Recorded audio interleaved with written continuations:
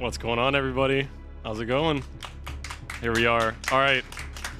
This is a doozy that we're in for here. This is Yu-Gi-Oh! Forbidden Memories. If you've never seen this game, you've probably heard about it. If you're at all involved in speedrunning at all, this game is known for its brutality, its RNG, its complex systems of just everything. It's just very complex. Today's going to be I believe we have hit the incentive for all duelists. Is that possible? That is very correct. We actually did get the upgrade from any percent to all duelists, so we'll have even more Yu-Gi-Oh! Yes! Yes, we're going to have to update the category, and the estimate's 245, real quick. Yeah, I'm here with Murtag. Yo, I'm Murtag. I have beaten this game casually on vanilla, which is like a top 5 gaming achievement for me, definitely. Oh, it's so hard. And randoms. Hi, I'm Randoms. I'm just one of many people who like to torture themselves with this RNG hell. Yeah. And let's just get right into it. So, getting a deck is a problem. So what I'm going to just do is I'm going to just reset for a deck 3 times. If I don't get a deck, I have a backup memory card with like a mediocre deck that it was like the first deck that I got in the practice room. It has good magics, terrible monsters. So it was just like something I got. So I'll load that file if we can't get anything okay. But let's go ahead and get started. So let's get a countdown in 5, 4, 3, 2, 1, go. You know what rhymes with go? Yo. Yo. I always go with my file names for that. Or A if I'm like really resetting. This is like I don't want to keep putting it in. So Yu-Gi-Oh! Forbidden Memories. Again, you've probably heard about this game. It's very complex. It's very hard. For a marathon setting, this estimate is very generous. My PB for all duelists is like 148 or 145 or something, and for like regular any percent 15 card, it's 119 or something. So we have a lot of time. This run, I'm gonna estimate the chance of me actually beating the game is like 80%. So there's a solid 20% chance or so that we might have to mercy kill this. It could be that bad. Because that's just the nature of this game. So shoutouts to ESA for actually we're just gonna go with that. We're taking it. We're just taking it. That's Regeki 1-1, not too bad. I looked at it. I think it was Power of Kaishin as well, which is actually not too bad. We can A-Tech with that as well. So this is all duelists. We're gonna have to start off with DMK here. DMK or Duel Master K is like he's got an exact copy of your deck. So he's kind of like a tutorial fighter of sorts. So yeah, here we go. I think I already messed up. So that's awesome. Yeah. But yeah, DMK first. He's got an exact copy of your deck. He's kind of meant to teach you like how to fuse and all this stuff. But yeah, FM is like, it's pretty involved in general. But the gist of it is, they play a card and then you have to beat their card. That's pretty much it. It's very simple. You both have 8,000 life points. Whoever gets to 0 life points wins the duel. Or whoever takes the opponent down to 0 wins the duel. And when we win a duel in this category, we get 15 cards instead of the regular 1. Which is the reason this is like viable at all. So we're going to fuse Water and Thunder here to make Full Discargo. Already messed up on turn 1 there. Like I just fumbled big time. Yeah, but the 15 card mod races of the vanilla version of this game take somewhere between like 4 and 14 hours. Yeah, pretty much. It's ridiculous. Like you can get super lucky and it can take like no time at all, but people actually raise 15 cards. I'm willing to say like almost every day nearly. I think it might be every day, but it always starts at like 1 a.m. because it's just all Brazilians anyway. Shouts to the Brazilian community. They play so much FM. But yeah, there's like daily races for this game. Like this is, according to Speedrun.com, this is like the most active PS1 speedrun out there right now. And it's not like, I think it's tracked by when people PB. This isn't a game where you PB like very often. So that's a very interesting statistic, I'd like to think, actually. But yeah, here we go. A pretty crappy deck so far. This is my best play. I have to, this is funny. Look at this. We're gonna equip our boy Amoeba here. Oh, nice. Let's go. He gets the 800. Let's go. That was actually my best play. That's so funny. Let's go, Amoeba. You can do it. He's totally not gonna die this turn. Please survive. No, Amoeba. This is so sad. And okay, oh, here we go. This is a base fusion right here. I think this works, yeah. Yeah, so one of the key mechanics here is going to be fusing our cards, as you can see here. Ricky just has all the different possible combinations here memorized, or at least the good ones. So here we've hit like a really good one, which is if you have a rock and a female, then we can get Mystical Sand, which has a really huge 2,100 attack points. So one of the ones we're going to be seeing in the early game a good bit. Yeah, most of the early game fusions that are really good are between 1,800 and 2,100. So yeah, this was an unbelievably slow DMK, but I also messed up on turn 1, so that's all right.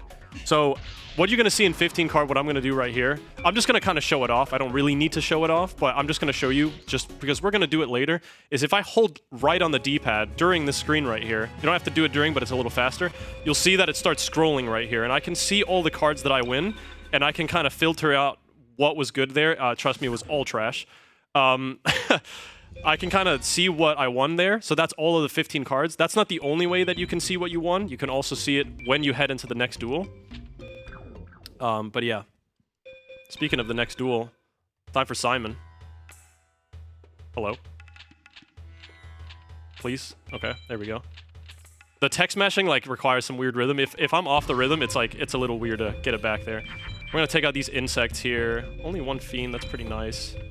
Amoeba, sorry, you're out of the deck already. Yami. Use a... Yeah, this is some pretty bad cards. 2 Mag Labs, come on. Oh, Magical Labyrinth, let's go. It was pretty bad. I got like no dragons, no thunders there. Yeah. But it's all good. We can... One thing that's nice about all Duelists, thank you guys for donating for that, by the way. It makes the deck a little bit easier to flesh out early on. You'd think. God, this... We're gonna need a lot of cleaning up to do. Like... Yeah, the monsters here are not great. Yeah. Simon, luckily... sucks. He's like really bad. He might be able to kill this Fire Eye. No, he can't even kill Fire Eye, so that's good. Yeah, so right here, here's another really good fusion. Plant plus female is Queen of Autumn Leaves, 1,800. Very good. Another thing I'm going to be trying for most of the game is, depending on which duelist I'm on, I'm going to be trying to go for a specific rank. So on this duel, I'm going to be trying to go for what's called a BCD POW tech. We just call it BCD, just for short. What that's going to do is going to give me the best drop pool in order to get me like the best cards of sorts. I really should be attacking with Fire Eye. I'm not used to his cards being like that weak. Losing a little bit of damage here, but it's all right. I'm going to do a quick calc here. You're too slow. That might be exactly... I think I'm 200 off. I don't think I can quite play Regeki here. Yeah, now I definitely can't, because Change Slime is a beast!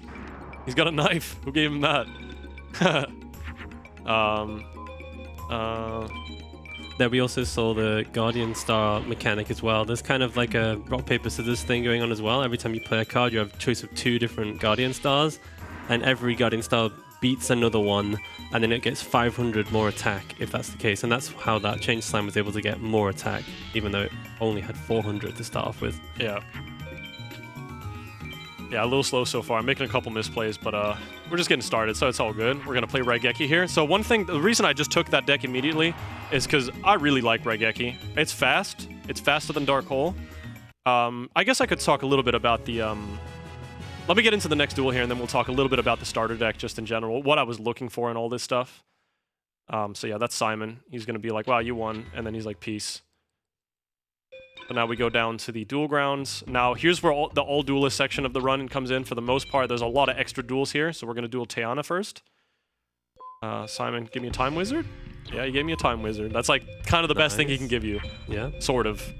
I have no beast, but look at all these wings. This is crazy. Mammoth Graveyard, we want to keep that. I have a lot of good components, but like nothing really... Okay, there's a beast. Yeah, we really want beast for this deck, like for sure. So beasts are really good in general because they can make Flame Serb, they can make Garvis, and they can make Flower Wolf, which are all like 1,800 to 2,100. But like, yeah, we're in the struggle zone at the moment. Just gonna equip this real quick just so I can just get an easy B here on Tiana. But yeah, what I was looking for in the starter deck is for the magics, there's one of 2 removal cards you can start with. There's Raigeki and Dark Hole. Raigeki's better in almost all cases. Well, that's debatable. Some people prefer Dark Hole. The difference is that Dark Hole also removes your opponent's set magics and traps. Yeah. But also hits your own field. Yeah. So I will also say I prefer Raigeki because it's faster. It's a speedrun. Every time you play Raigeki, it saves like 5 to 6 seconds. So in 15 cards, very optimal. But yeah, there is an argument to be made that Dark Hole on some of the final fights in the game is a little bit more. Yeah, that works. Is a little bit more like has a higher win rate, I suppose. The way I see it is Raigeki saves a few seconds per duel. Dark Hole saves runs. Yeah, exactly. That's a good way to put it. Oh. Okay, Thomasaurus is not going to stop us here. There's a couple other things. You can there's 6 different fields that you can start with. I started with Yami, which is one of the worst ones in general. And then there's the equips, which is there's 28 different ones. I started with an okay one. I mean, it's useful for something we'll be doing later in the run in general. Yeah, I'm playing a little sloppy right now just because I'm also trying to explain everything. Yeah, the general gist of it is that I got Raigeki, I got an okay equip, and I got Dragon and a Thunder. That's totally fine. The reason we want Dragons and Thunders for this run is because the strongest late game monster in this game is Twin-Headed Thunder Dragon. You're going to see me fuse that a lot later on. Technically, we can do it right now because we have a Dragon and a Thunder. We've just not drawn the combination yet. So that was Tayana. Now we're going to duel Villager 1. That's his name, Villager 1. I don't know where he got that from, but yeah, let's see. Okay, we got like 4 Milus Radiants. That's very nice. We love to see it. So now everything is going to be a lot better. Get those in there. Get that in there. Okay, yeah, there we go. That's nice. So we got 3 beasts for that. That's going to help out a lot. So we're going to get some Garvis, which is 2,000 attack, some Flame Serve, and just, yeah, immediately already better. Very good. I see we got some donations, by the way. Go right ahead. Yes, we do indeed. We do have a $100 donation from Hippo. Very, very generous. Simply stating, yo. Yo. And putting that towards saving the frames in Super Metroid, which is coming up later today. We also have $5 from Andromeda saying, yo, Ricky, good luck on the run. I hope you get a good dig and that the final 6 play nice. Hope you feel better soon. Thank you. Yeah, we'll see about that. There's one part later that's going to be a little troublesome. It's something called the ATEX. The big reason this estimate is so large is mostly due to the ATEX and also the final 6. We'll get into that later. For right now, we're just cruising. Like, we can just pretend the whole game is like this, you know, just kind of playing some cards. It's fun, whatever. But it's going to get brutal later. Does anyone want to talk about the Pocket Station at all? A lot of people don't really know at all, like, don't actually know why this game is as hard as it is, and I feel like it's a very, like, overlooked topic. So I made a video about this game. I didn't talk about the Pocket Station in my video. Do any of you know anything about the Pocket Station? Have you seen it in person? I don't even know what it looks like. I've never seen it in person. There's like a device that allows you to get cards you can only get with it, though, right? Something like that? Yeah, and it was exclusively released in Japan. Yeah, exactly. I like this game came out in 1999 in Japan, and they were like, oh, we have 3 years to port it, like, to get the Pocket Station over to the US version. Pfft, we'll make that in time. And then they're like, well, oh, never mind. I actually have too many wings. Like, I really don't want to take them out, but yeah. Pot the trick, I guess. Dancing Elf. Yeah. Okay, so now the drops are going to start getting a little better. So this is Villager 2. Villager 2 can give you some thunders. He can also pose a small threat. Not really with this combination hand right here. So we're going to try to get a B. A B-Pow. It's going to give me a good drop pool, hopefully get some thunders. In general, in 15 card, thunders are a big problem, especially if you're just doing like any % attempts. Thunders are a massive issue in general. When you're playing like vanilla, like regular 1 card, you usually you do a lot of farming in general, so you start building up a lot of star chips, and you can use those star chips to buy thunders. They're like a currency. You see them at the end of every duel. They show up on the screen. It says spoils, and then it shows you a bunch of stars and stuff. So since you don't farm as much in 15 card, you don't buy as many Thunders. So you kind of just have to hope to like win them in this scenario. Yeah, so now the fusions are getting a little easier. Very nice. Yeah, the amount of star chips you get also depends on your rank, with S, POW, or Tech giving 5 star chips, A 4, B 3, and so on. That's why even when we say we're going for the BCD drop pool, we're almost always aiming for a B POW, because that gives us the most star chips. It's usually the quickest. Yeah, it's the quickest, and yeah, gives most star chips, and it's just like, yeah. You want a BCD, like, I don't know, it depends on who you're on in the game. There's some duelists where like both are a good option depending on what your deck looks like, but there's some where there's just like you want the one drop pool. Here you want B. Hopefully we can get Electric Snake. There we go. That popped up in on. So again, if we were playing vanilla, that's like the one card we would have won, which is Electric Snake as a Thunder. So that's really nice. So we are on what we call 1-2, unless I get more. We got another dragon. Oh, hello. Give me those Thunders, baby. Let's go. Love to see it. All right, let's get rid of these. Get him out of here. And then Mammoth Graveyard. I knew you were here somewhere. Silver Fang's pretty good as well. Take a Haniwa. I think that was, yeah, that's pretty good. That's very nice. 3 Thunders from Villager 2. That's my goat. Always gives good stuff. So Villager 3 can also give some good Thunders. They don't really pose too much of a threat with these kinds of decks. This could get like a little dicey, I suppose. Can try this. This is our boy Uncle Jim. That's what everybody calls him. I don't know. That's like a community name. I guess Immortal of Thunder is a bit too long.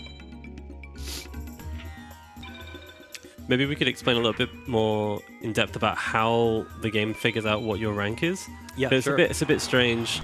So the game is keeping track of a whole bunch of things that you do throughout the duel, and then it will assign points, either positive or negative, based on what you do. For example, if you end the duel at max life points, you'll get some positive points. If you end on very low life points, you get more negative points.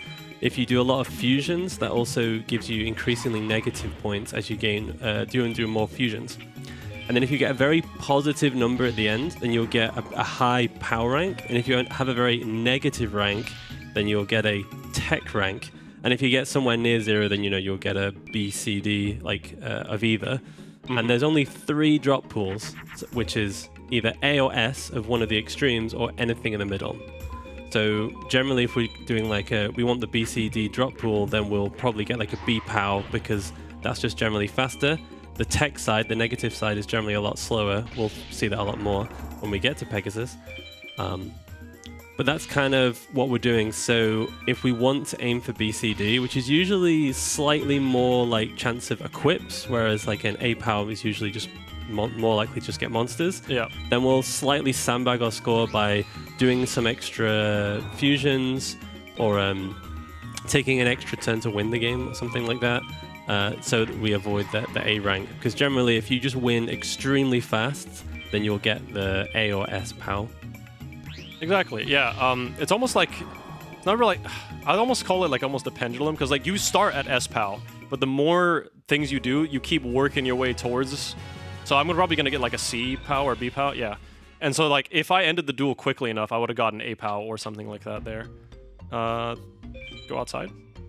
I haven't done an all duelist in a while, folks. Bear with me here. I usually just do any %, but we get to see this cool cutscene now. We get the festival, which is cool. These text boxes are really like weird to mash. These ones coming up here, because it's usually like one dialogue, one dialogue, one dialogue. Mashing text in this game is very weird. Like, I just have my thumb on square, and I basically just kind of have to know where every single text box is. So it's like one. So I'm basically just like pressing. I'm holding square and pressing X every time there's a, like, every time a text box like kind of comes up. And I'm not very used to this cutscene, but I know most of them by heart. One thing that's interesting is casually, like most players probably went through this because they explored around, but this is completely skippable. Yeah. Like in the regular any percent 15 card, you would just immediately say certain dialogue to Simon, and then you just skip the whole of Egypt to the beginning. Yeah. Yeah, we just call that like Egypt 1, I suppose. Not really a whole lot I can do to like improve the deck. I guess there's a bit too many wings, I suppose. What But now there's too many rocks, but we like rocks. I don't know. Shiny rocks. So yeah, so here's Jonah 1.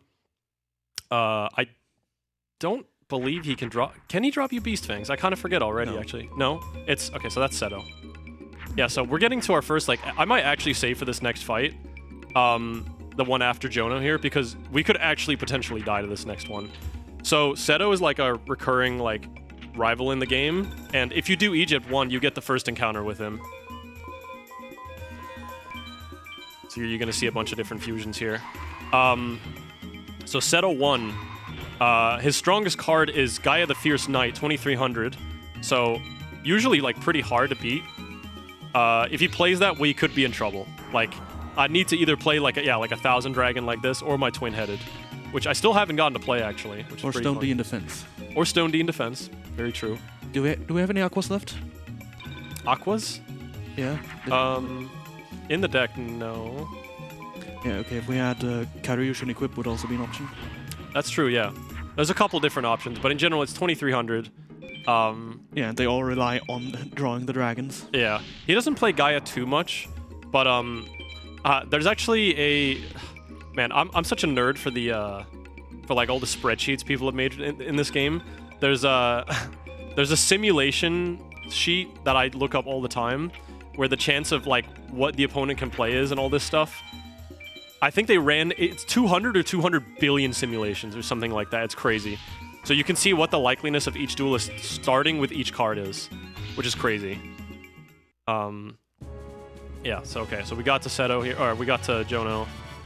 Can you back out of this? I wonder. I don't think you can, no. Okay. We're just gonna have to win. Easy. Yeah. He just shows up. Just barges win, in. don't lose. Yeah, I mean, just don't lose. If we lose, then we do any %. Easy, right? Literally. Oh, there we go. Need some good stuff. Nice. We have time for some quick donations. We do, yeah. Awesome. Go right ahead. Because we do have $5 from Twin-Headed Thunder Dragon. Saying, My boy. I think I've caught what's been going around. Can I sit out today? Is it too late to reschedule? No? No, I'm just- THD is a category, but not the one we're doing today. I'm just locking in. Give me a second. Yeah. That's fair. Yeah. All right. So Gaia. It's in Jupiter, right? Is Gaia in Jupiter or Saturn? Okay, we win. I'm pretty sure we're fine. We Omega win now. There's our boy. Shoutouts to Twin-Headed Thunder Dragon. He donated just a second ago. This is we get to see him on the stage here. This won't be the last time. There he is. There he is. Yeah. Pretty sure Gaia's in Jupiter, right? I think so. But yeah. So yeah, you can make some plays around Gaia. Like again, if you know that it's in Jupiter, you can play like Mars against it. So if you know all the Guardian stars and all that stuff, it can help out big time. Setto can drop Beast Fangs, which could be the first like really useful equip. There's 5 equips that work for Twin-Headed Thunder Dragon. We're gonna need to collect a lot of them. And the reason we need to do that is because the final 7 in this game is absolutely brutal.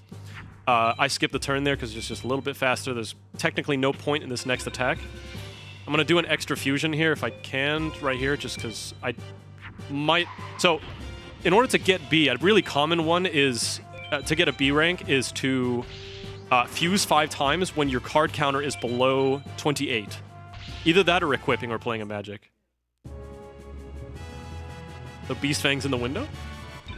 Man-eating plant. That's not Beast Fangs. In case it wasn't obvious. Alright, so there we go. We do have a few more messages, if that's okay. Give me a second. I'm like stuck in menu hell. Okay, there we go. We're good. All right. Go ahead. We have $20 from Ninibab, which came in a little bit earlier, saying it's time to duel. Let's go. Putting that towards the fate of the animal, saving the frames in Super Metroid a little bit later. And we have $5 from Tiger Player saying, good luck season Egypt. Hope the sickness isn't too bad. May Scamtex stay away and may the sickness hit Final 6 in Stetsies. Thank you, Tiger. Yeah, a couple of us are a bit under the weather. It's been pretty rough this ESA. It's cold, it's dark, everyone's getting sick. I am definitely sick. I've spent most of the event in my hotel room. But I crawled out today to play Yu-Gi-Oh! Forbidden Memories for the PlayStation 1. So here we are. This is a really long cutscene. You watch this in every single category, pretty much. This fight coming up is a scripted duel with Hishin. The only way to progress is to lose. You can win it. If you win, you get some decent cards. But he was just like, nah. Doesn't count. Yeah, duel me again. Yeah, that's just what he does. And it's technically infinite, so... But if you A-POW him, he can give you MBD, so that's one thing. We'll say what MBD is later. On A-POW, he also gives you a whole bunch of other cards that only drop from him, which is why in the 100% run... Ooh, that bear trap is very nice. Yeah. That will enable us to do the ATEX later. Yeah, very good. Got the bear trap. But yeah, as I was saying, in the 100% run, where the goal is to obtain all the obtainable cards, you have to duel him a whole lot. So a common strategy is to go into New Game Plus and just beat him in campaign over and over again, taking advantage of this dark field. Is that a moth? It's a moth. Nice. Nice. That's good. We want Hishin to actually play like a strong monster against us so that we can just die in, well, 3 turns. This would be my second, I guess. So I'm just attacking into him just to end the duel quicker. Again, it advances the story faster. Well, it advances the story to lose here, so yeah. Sometimes you can get like really wonky stuff where like he plays either a really weak card or he'll play like, not Final Flame, what is it? What's the Tremendous Fire? Yeah. Yeah. That's really funny. If you attacking into his monster brings you down to 1,000 life points or lower, he has a good chance of using Tremendous Fire to finish you off. Yeah. I think that might actually be a little faster. Yeah. You have to shadow the puzzle here. If you don't shadow the puzzle, it's an infinite loop. They give you a choice, but they don't give you a choice. He's gonna say, yo. I love that. I put the picture of just Simon saying yo like online and it just kind of blew up. I was like, wow, okay. Farming is this easy. Okay, so now we're getting into the World Tournament. So if I had done any percent, this is where we would be at. And again, super nice that we're doing all duelists because my deck is like pretty figured out already. Like doing all those duelists like really figures things out early on, which is nice. Yeah, we already have a trap. We already have a bunch of thunders. Just kind of missing an equip, but there's plenty of time to pick that up. Yeah, we're missing an equip, but we can A-Tech with the power of Kaishin. It works on all waters, so it's not too bad. Save. I know it's Rex, but I have not saved at all in Egypt 1. I need to do a lot of saving. I don't save ever whenever I do attempts of this, so if I die at any point, I go back to the title screen. That's also just what happens, period. Like, you just go back to the title screen. Beast Sphinx? Oh wait, no, I'm stupid. I already looked at that. Never mind. But we got Bear Trap. Bear Trap's going to be useful. Again, triggering a trap is it gives you a lot of tech points, which is like really nice. Yeah, it's actually crazy. Like most things, like fusing is going to give you like, you know, -2, -4. The very first trap you activate is like -12 or something. Yeah, it's a lot. It's ridiculous. For sure. There are other ways to A-Tech without it, but they're very slow. Don't always work out, as you may have seen if you watched the run of this last summer. Yeah, was that defensive win A-Tech? 7 magics. Oh, 7 magic A-Tech. Wow, that's ambitious. Yeah. I really don't know how to do anything other than this way, which is the fastest 4 effective attack A-Tech. But yeah, so here on Rex, we're going for the A-Pow. He can give a couple good things on it. Ooh, that is a 3-turn. Very nice. Love to see that. So 2 twin-headeds here is just gonna kill him outright. 3 turns are like more or less the most optimal. You can win in 2 turns, but we don't really have the deck for it right now. So 3 turns is like super ideal. But oh, what's up? This is the AS pound rank now, which means we are not getting Beast Fangs here. Yeah, I never go for B here, pretty much. I always just go for Crawling Dragon. So it's kind of, again, runner's choice here. You if you do SA here, SA POW, there's a 72 and 2048 chance of Rex dropping Crawling Dragon #2, which I personally prefer. That chance is very likely, but there's a 19 and 2048 chance he'll drop Beast Fangs, which is an equip for twin-headed. And I did not get it, so that's unfortunate. Let's see if I got anything I can replace. Let's get rid of the wings now. These are a little common now. Griggle. Flame Ghost is versatile. In general, beasts are really good. I put in Flame Ghost because it's part Pyro, so it can make Flame Cerberus. and I really need that for Weevil, which is right here. We're going to do Stone D in defense. My boy Stone D. Put him in Mars. So Weevil's strongest card is Jirai Gumo, 2200 attack. He plays it in Jupiter. Mars beats Jupiter, so there's a Jupiter, but most of his cards are Jupiters. So let me just real quick, we got that. I do want B here. It's like a slightly higher drop pool percentage. So I'm just doing a lot of like extra fusions here just to like lower my rank a little bit. So this could either be Cocoon, it could be Jirai Gumo, or it could be my boy Ancient Tree of Enlightenment. It could be a lot of options. Yeah, it's really funny. Like this game has some really funky, like just cards in general. Let's see what we got here. We got my boy. Yeah, let's do this. Sure. I don't know if I need to toss this much anymore, but it's fine. That was a dragon. Oh, hello. Whoa. Okay. This is one of the cool things about playing on console. You get what's called the card glitch. You don't get this by playing on emulator. Is sometimes the picture ID will like swap. Like it's just a visual glitch. It's really weird. See, he's back to normal. He's fine. But then on the field, he's flame served. He got that dog in him. Yeah. So you get that weird palette swap. I love it when random cards become Regeki. That looks really cool because they just turn gold every time. Oh, there's Jirai Gumo. Late to the party. There we go. We got the B. The B's not as important here, just because I got the bear trap.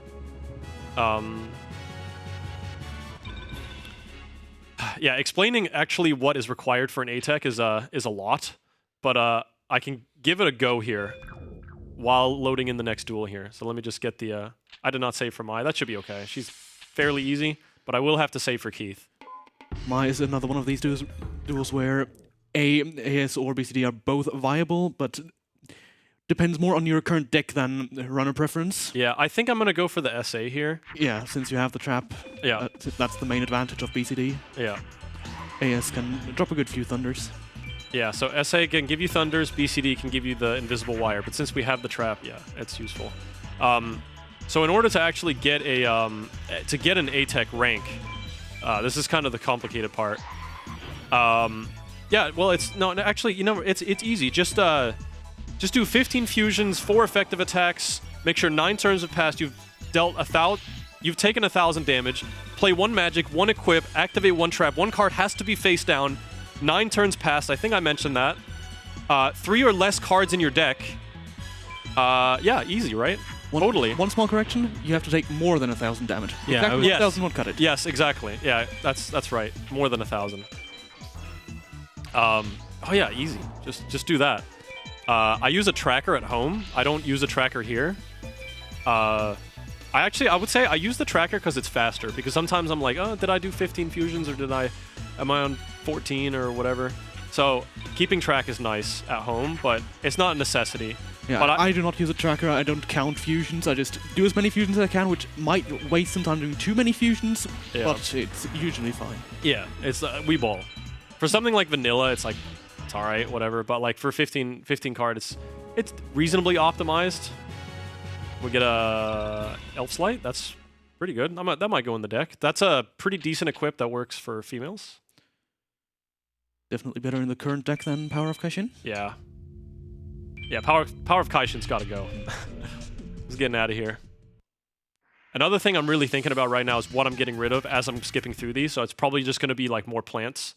Plants are like probably the worst thing right now that I have in my deck. That was really bad. But it's going to just be plant, Power of Kaishin, and just double Elf Slide. Do I have any... That was a really bad drop pool. I mean, there was some birds. Birds can be good. You can make Crimson Sunbird, but I really only put it in as if I have a lot of Pyros. Or if I see Mavelis. Mavelis is a very good card. So this is Keith. We're going to go ahead and start with... I think we're going to go Flame Serp first. Keith's drop pools are similar to Mai. Just on BCD, you get the advantage of maybe a trap, invisible wire. On SA, POW, higher chance of dragons, and you get thunders.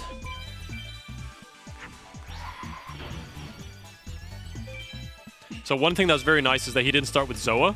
So his strongest card is... it's like a 7% chance for him to play it on turn 1. Yeah, Zoa. It's a 2600 attack, and normally you would need like Twin-Headed Thunder Dragon to take it down. And if you don't get rid of that Zoa quickly enough, there is a chance that he'll play Metal Morph, turning that Zoa into Metal Zoa. Yep. 3000 attack, and usually not easy to deal with at this stage of the game. Yeah, and then you're just screwed, pretty much. But yeah, again, all Duelist, it makes the early game like fairly nice in terms of your deck. Like you can just make Flame Serb and Mystical Sand like fairly nicely. You get a lot of rocks playing through the Egypt 1 duels, which is nice. You don't get a lot of rocks normally, I'd say. Another thing you might notice me doing is like I'm playing a card even though like I've already won. The game forces you to play a card at the end. You can't just like immediately attack, pretty much. Like you have to make a play. Another thing that's like it's just a small little quality of life thing that's annoying. Another annoying thing is you can't surrender in this game. So if you're like knee deep in a duel and you're like, I know I've lost, but like you just gotta let him kill you. So that's pretty much it. So I'm not saving for Shoddy, no way. So here we go. Here's a little 1 second. 1 second. Yeah, I wish it was 1 second. 1 minute cutscene. Talking to Shoddy. So this guy, for some reason, is very easy when we actually get to his duel. We got a cutscene with him, and then afterwards, we're gonna duel him.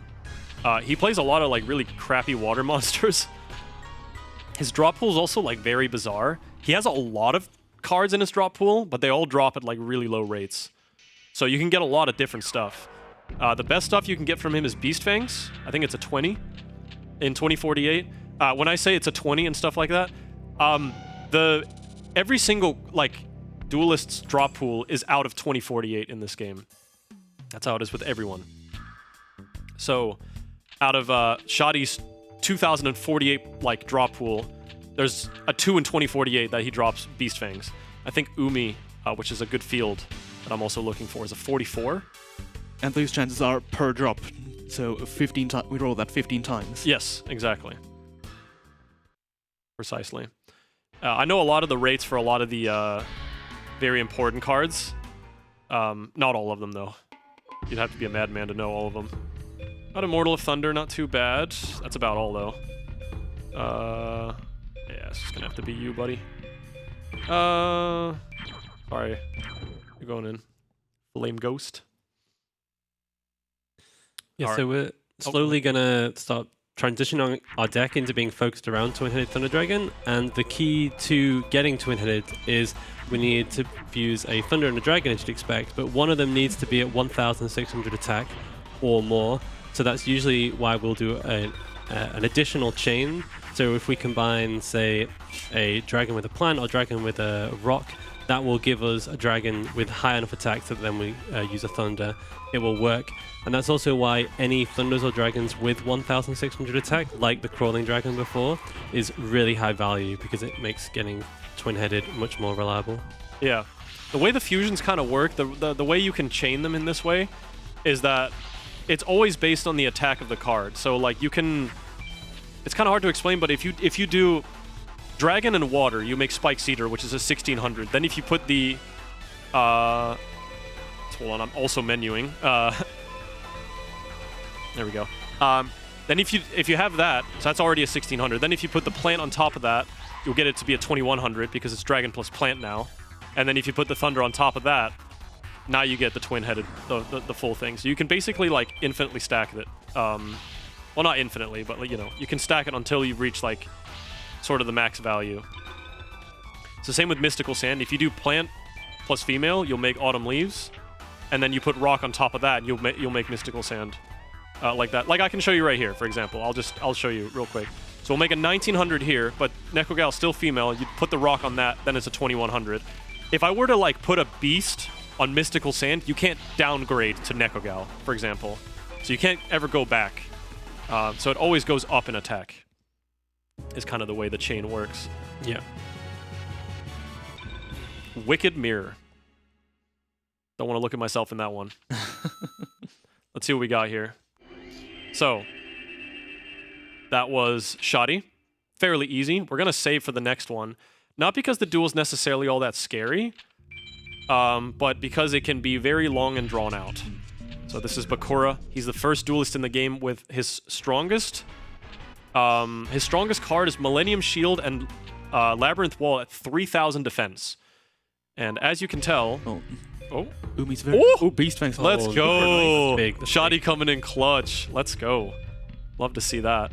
I'm gonna start taking out some beasts here and Take out the Pyros first. yeah, take out all these. Yeah, you got these. You're right. You're right. Get these boys out here. Yep. Beast fangs. Maybe put in the mountains you got earlier. Very useful here. Yeah, that's true. We do have a lot of I got the bear trap. We do have a lot of what's it called? We have 2 elf slights with a bunch of mystical sands as well. Those should be able to get over the wall as well. So we have a lot of options here. So I'm going to keep Beast Fangs in hopes of getting a dragon here in this hand. So I think his chance to play a wall is like 40 or 50%. It's a lot. We'll see if he does. So the way you can usually tell is that's not a wall, which is very nice for us. Love to see that. The way I can tell that it's not a wall is because whenever they put their card face down, you can quickly see the Guardian Star in the bottom right corner. And the only way it's a wall is if it's a Uranus. And this is a sun, so it's probably a 2,000 defender. Yep. It's just that ball knowledge, you know. We just know that stuff. Yeah, So, go ahead. Yeah, so you're starting to see how duels play out, where we know what their best card they could play is. We're going to play a card on turn 1, and hopefully our card beats their card. And if we do, then generally we're just going to snowball and win from there. And that's because, in part, the AI goes into a special state when they have no monsters on the field, but you do, where they always feel like they have to defend themselves, so they'll always just play a monster in defense. And this means that they won't fuse, this means they won't play magic cards, and it makes the duels a lot more consistent. But that's only if we can, on the very first turn, defeat their first play. Mm-hmm. If we can't, then things can snowball very quickly. Yeah, they can start fusing and playing magics and all that stuff. I got the A rank there. I kind of intentionally went for it. I didn't really want to waste a turn. Normally, I would waste a turn, but we have the trap anyway, so I was like, okay, we'll just take the... Bakura can drop Invisible Wire at 32, I believe. Yeah, let's buy Thunder. So here's all the star chips that I saved up, so we can punch in 2, 1. There we go. Make a Thunderball. Get that to our deck. And then we can buy more Thunders later. Man, I always do this. I save, and then I go buy the Thunder, and I save again. I always do that. Rookie mistake. So now we're coming up to Pegasus. I'm definitely going to need to focus on this a lot. So I'm going to go for what's called a Campaign A-Tech. Yeah, let me just lock in here and make my deck. You guys can talk, but... Can I put in a quick donation that will fit very well here? Sure. We've got $5 from Marathon Man saying, "Ah yes, hi Pegasus. My friend Ricky has had a long week and is trying to save Egypt. Could you please leave the donut and Megamorphs by his room? Thank you." How many Pyros? Yeah. Let's just go Waters for the rest. I think we're fine. Yeah. That looks pretty good. Yeah. That looks all right. Looks fine. Yep. Yeah. Shout out Marathon. He was literally saying, "Yeah, let me call Pegasus real quick. Tell him to drop some Megamorphs." All right.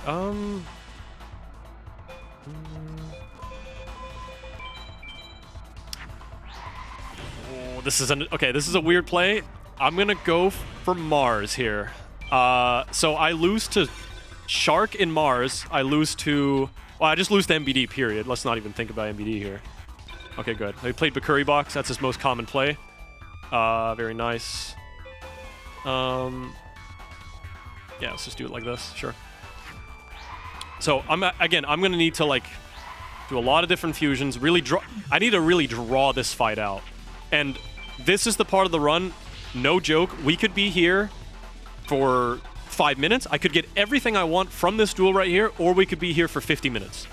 I'm not joking. It could be a really long time. Okay, there's the Shark, of course. Unfortunate. Yeah, we can probably beat that, though. Nothing too crazy. Yep, that's perfect. Can I, double fuse it on top of that? Not really. Let's just do this. That's fine. Yeah, so the majority of actually getting a good run in this game is, I mean, obviously, you're, how fast you can play your cards, how much you know, your knowledge, and how fast you can, deck edit and all that stuff. It's all very important. But the most important thing is actually getting lucky. Luck is a massive part of this run. and it's why the estimate's so crazy. So this run could just start just going crazy right about here. Let's do... Yeah, sure. A couple ways to do these, for sure. Again, we just want to do a lot of fusions. We want to do 15. And I'm also... So I'm taking the damage. That's 2 effective attacks right there. We want to get up to 4 for that. And then hopefully... The worst case scenario is that we draw the trap at the bottom of the deck. That basically means we can't A-tech. If it's the second or the bottom card in the deck, it's over pretty much. Well, if it's the second to last, you still have a chance. If you get him low enough and you leave his monster alive, then you hope he plays Raigeki and runs that monster into the trap. Do you know if Thunder Dragon takes Beast Fangs? You can still make THD. That's a Celtic Guardian fusion. And then that's Sword Arm, and then... Oh, wow, yeah, that's smart. Yeah, and then that's Sword Arm. Yeah, there you go. Some knowledge I didn't know right there.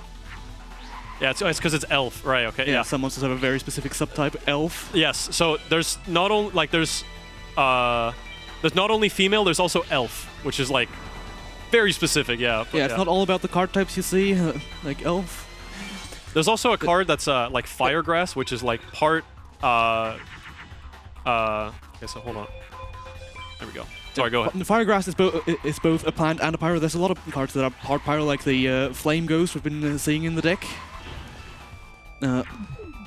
Also in the beasts, there's 2 subcategories.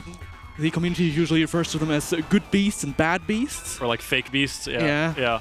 Only the good beasts can be used to make Flower Wolf and Flame Cerberus. Bad beasts can at least still make Garvus, which can then be used to make Flame Cerberus. Yeah, it's super bizarre. Okay, there's the trap. We love to see it. I think we got 4 effectives too, and we got the equip and everything. I think this is your 4th, yeah, because you're the Crow Goblin, you're also effective, right? Yep. So pretty much now, I'm probably missing a few fusions, and I don't think I have any fusions in this hand. Yep, it's just a bunch of crap, really. All right. Yeah, I know the run's been pretty chill so far, but when I scroll through, if you see Megamorph, just clap for Megamorph. But I mean, that could either happen immediately. No, we still gotta take it slow in this duel because... Oh yes. Oh my god, you're so right. I'm so used to having just wire. Yeah, because Bear Trap only works on monsters with 1500 or less attack. And because the AI always plays the monster with the highest stat, it might take a while before he goes down to 1500. He might not even go down to it, actually. This is not a secured A-Tech quite yet. Please? Nope. Still at 1800. But if he goes down to 1600, there's a chance, because he has Toon Alligator, which has 800 attack but 1600 defense, which means he plays it when he's on 1600.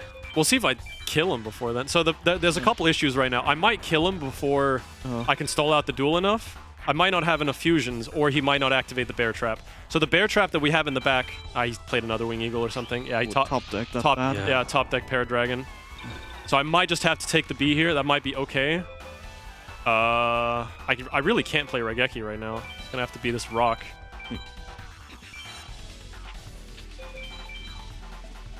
Very unfortunate here.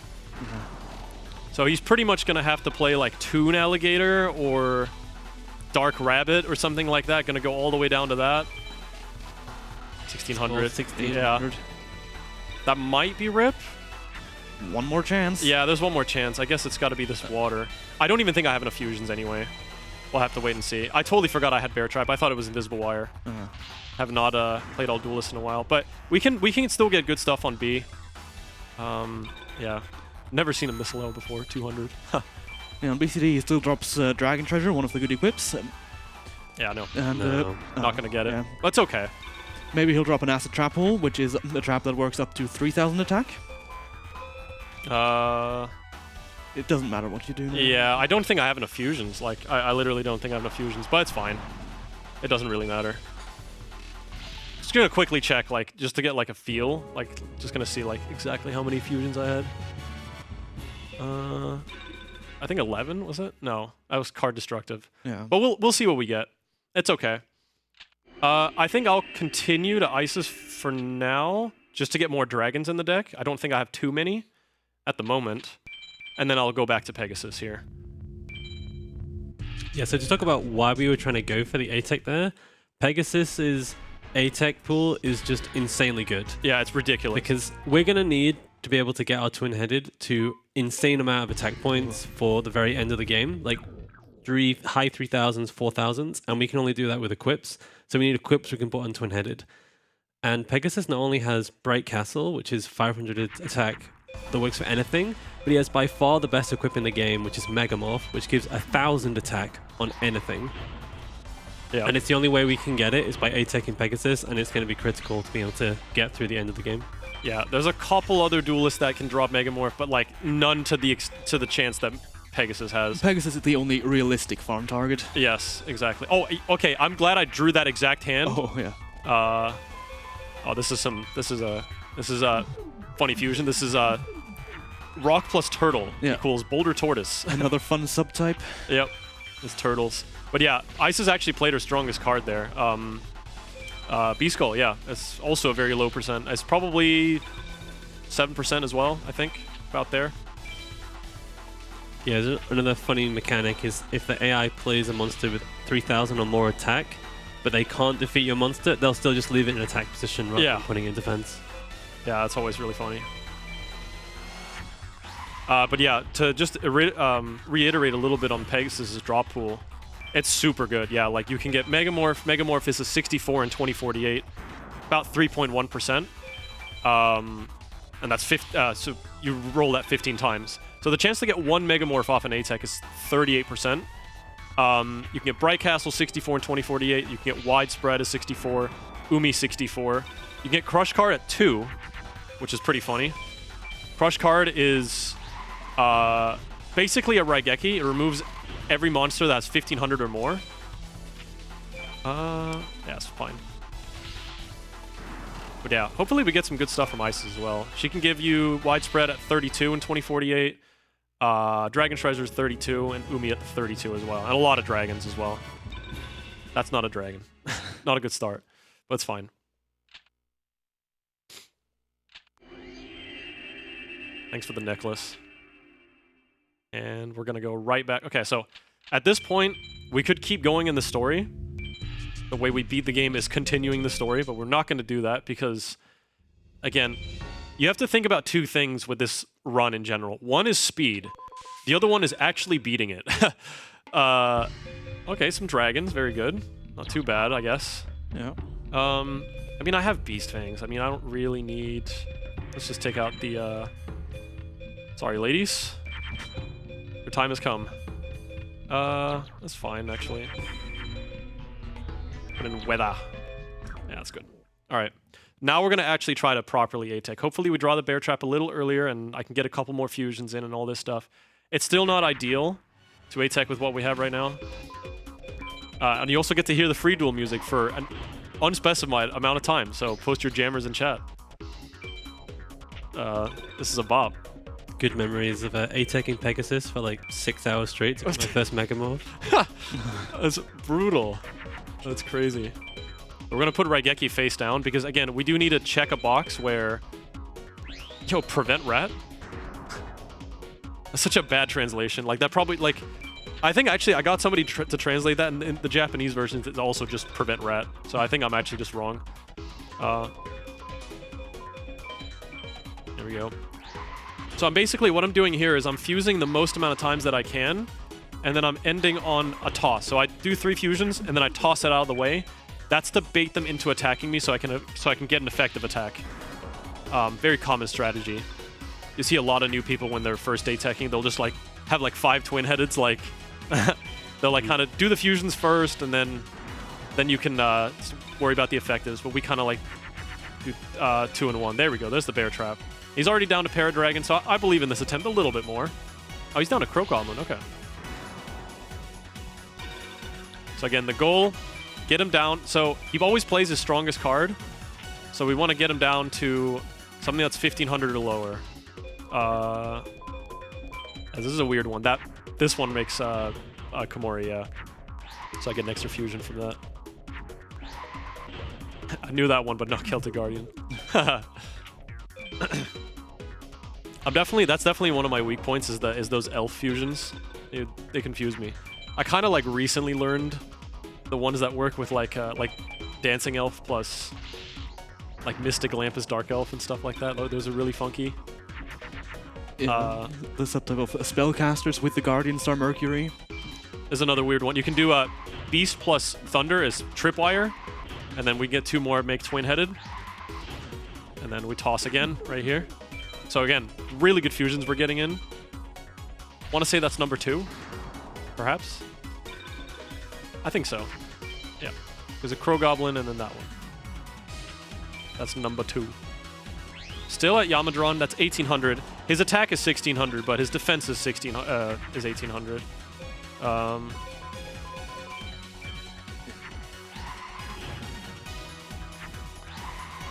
Yeah, there's a lot of strange nuances with the fusion system. Like there's also kind of a certain priority system as well, like something that catches a lot of people out, like me included, is, you know, putting a plant on Zombie Dragon, because Zombie Dragon is like a zombie and also a dragon, but the zombie takes precedent in certain situations. If you put a plant on, you don't get the plant dragon, the jungle dragon, instead you get pumpkin. Yeah. Which definitely messed me up a few times. Yeah, I would not play that many cards now. Just Yeah. play it slow, wait for him to go down. Yeah, that's true. Better than getting another B-Tech. I might also just actually play like a weaker fusion in general than Flame Yeah. Serb so that I don't deal as much damage to his life points. Yeah, I'm so used to like...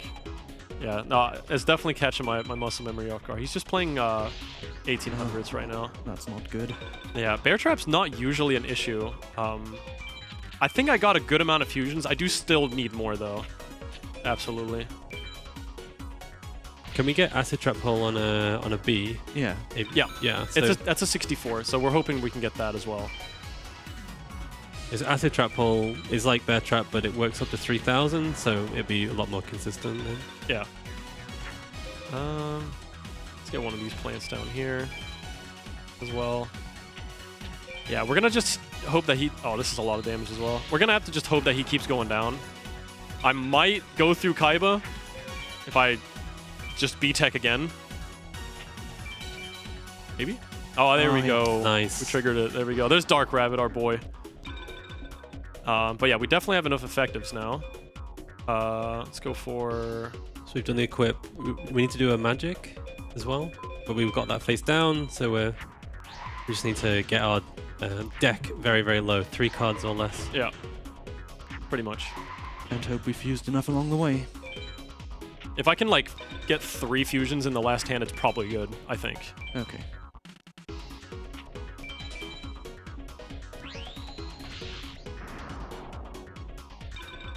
Let's see what this hand brings. We could play it safe as well and just, like, do this.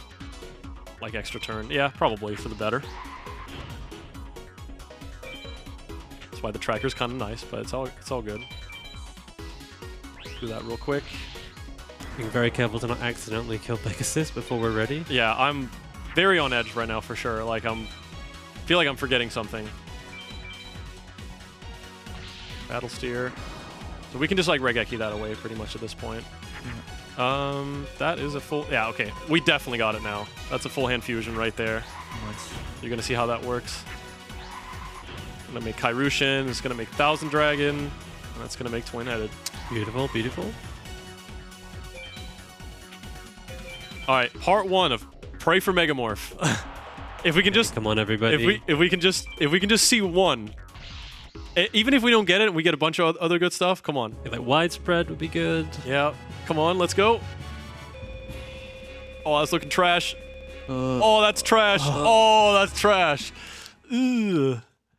All right, we go again. That was actually horrible. You can just like... Oh, Dragon Capture Jar. I got that's DCJ. something. Yeah. Man, I'm still on the Bear Trap though. Yeah. Not ideal. It's all good. We'll just go again. Like I said, we could be here for a while, or we could be done the very next A-Tech. It literally all depends. I forget.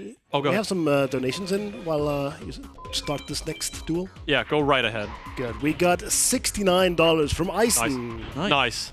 Nice. Nice. Nice. Saying reject modern. Wow. That is a hard word. Yeah, that is a hard word. Actually, I've never. Yeah, I know. I've tried saying it before. Reject modernity? Is that how you pronounce it? Modernity? Modernity?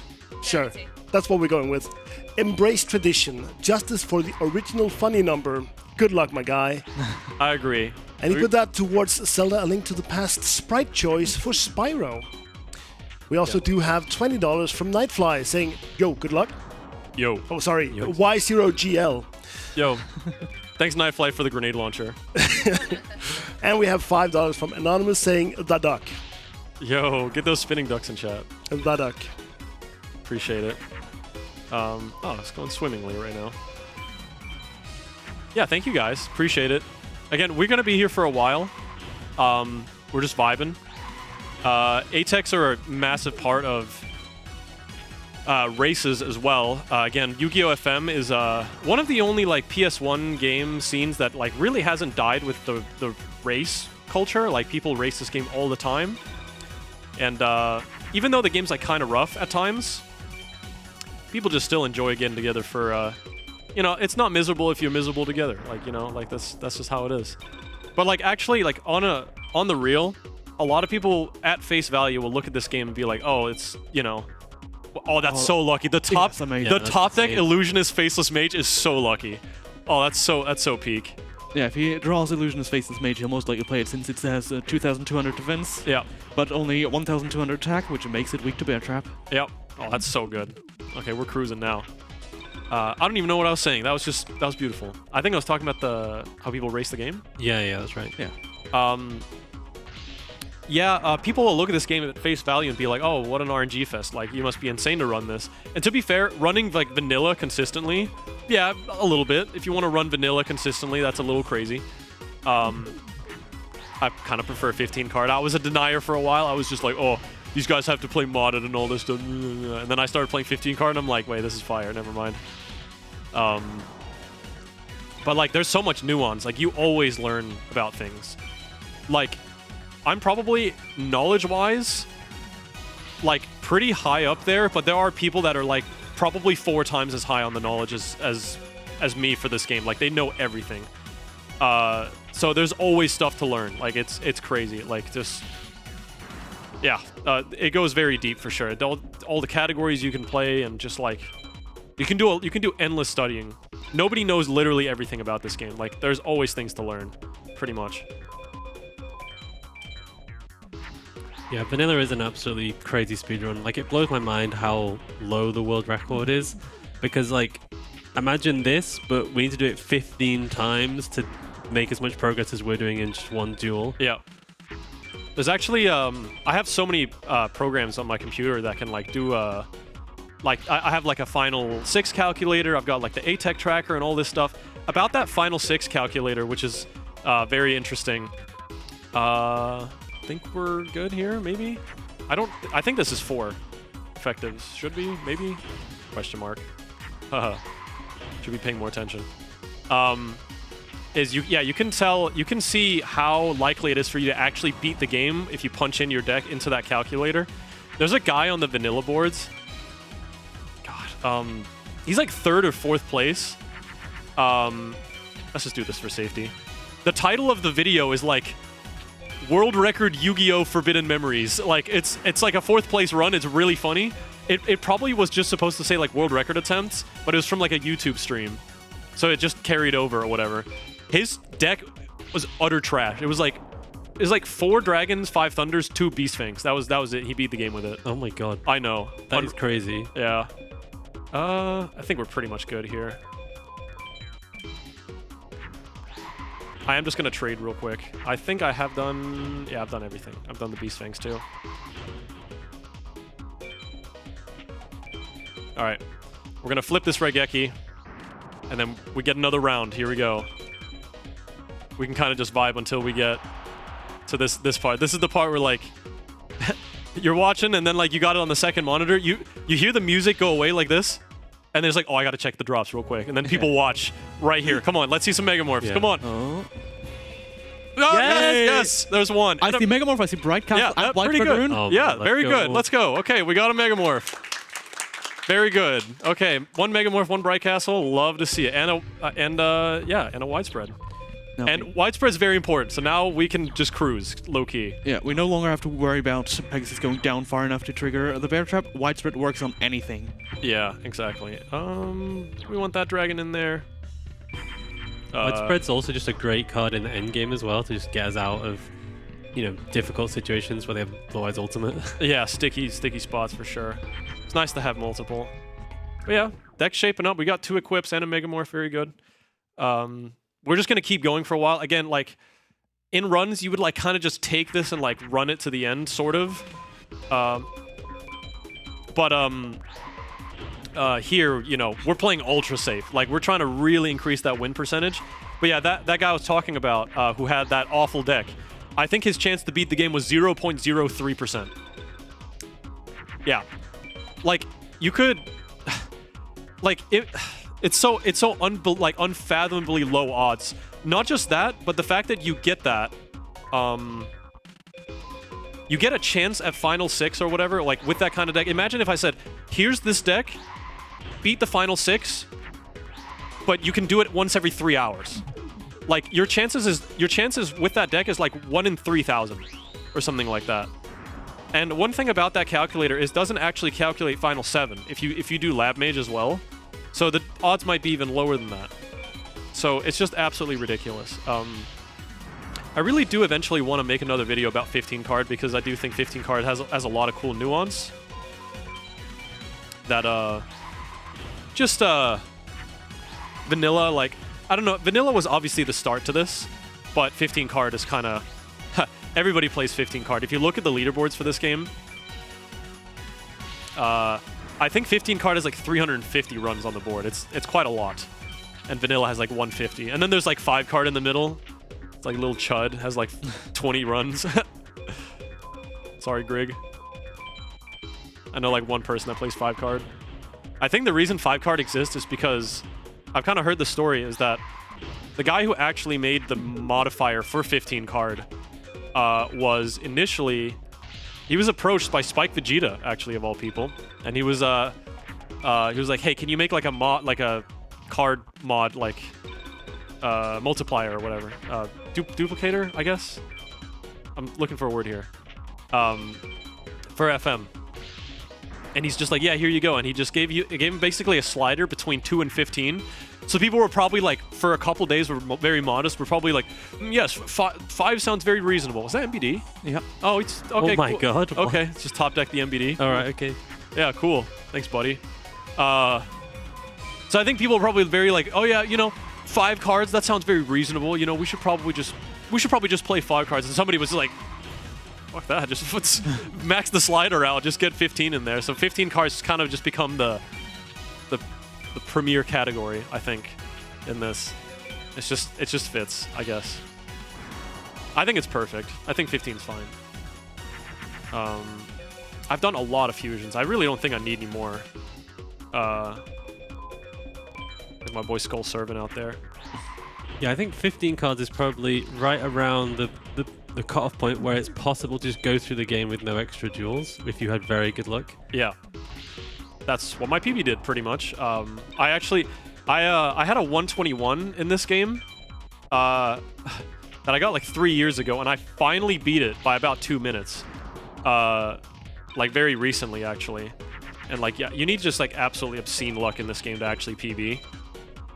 Either from like the AI just like throwing you a bone pretty much, or just getting really good drops, or a mix of both pretty much. Like there's a common saying that like, there's a common saying where we say, is it sunny in Egypt? And that's basically, let me just actually lock in here on the end. Yeah, the saying it's sunny in Egypt just means there's a duel later in the game on Setto 3rd where you can see Blue Eyes Ultimate Dragon, and that's in sun. If you see a Blue Eyes Ultimate Dragon, your chances of actually... Oh, we're down to Great Bill now. Oh. Your chances of winning is very low. And the chance of him starting Blue Eyes Ultimate Dragon is around 50%. Yeah, exactly.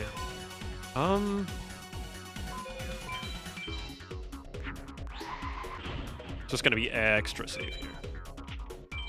Just gonna be a wuss. Hi, Great Bill. So, yeah, we're down to like 1,350. pretty low cards here. Probably just gonna fuse the whole hand, and then we're gonna just take this. Yeah, that works.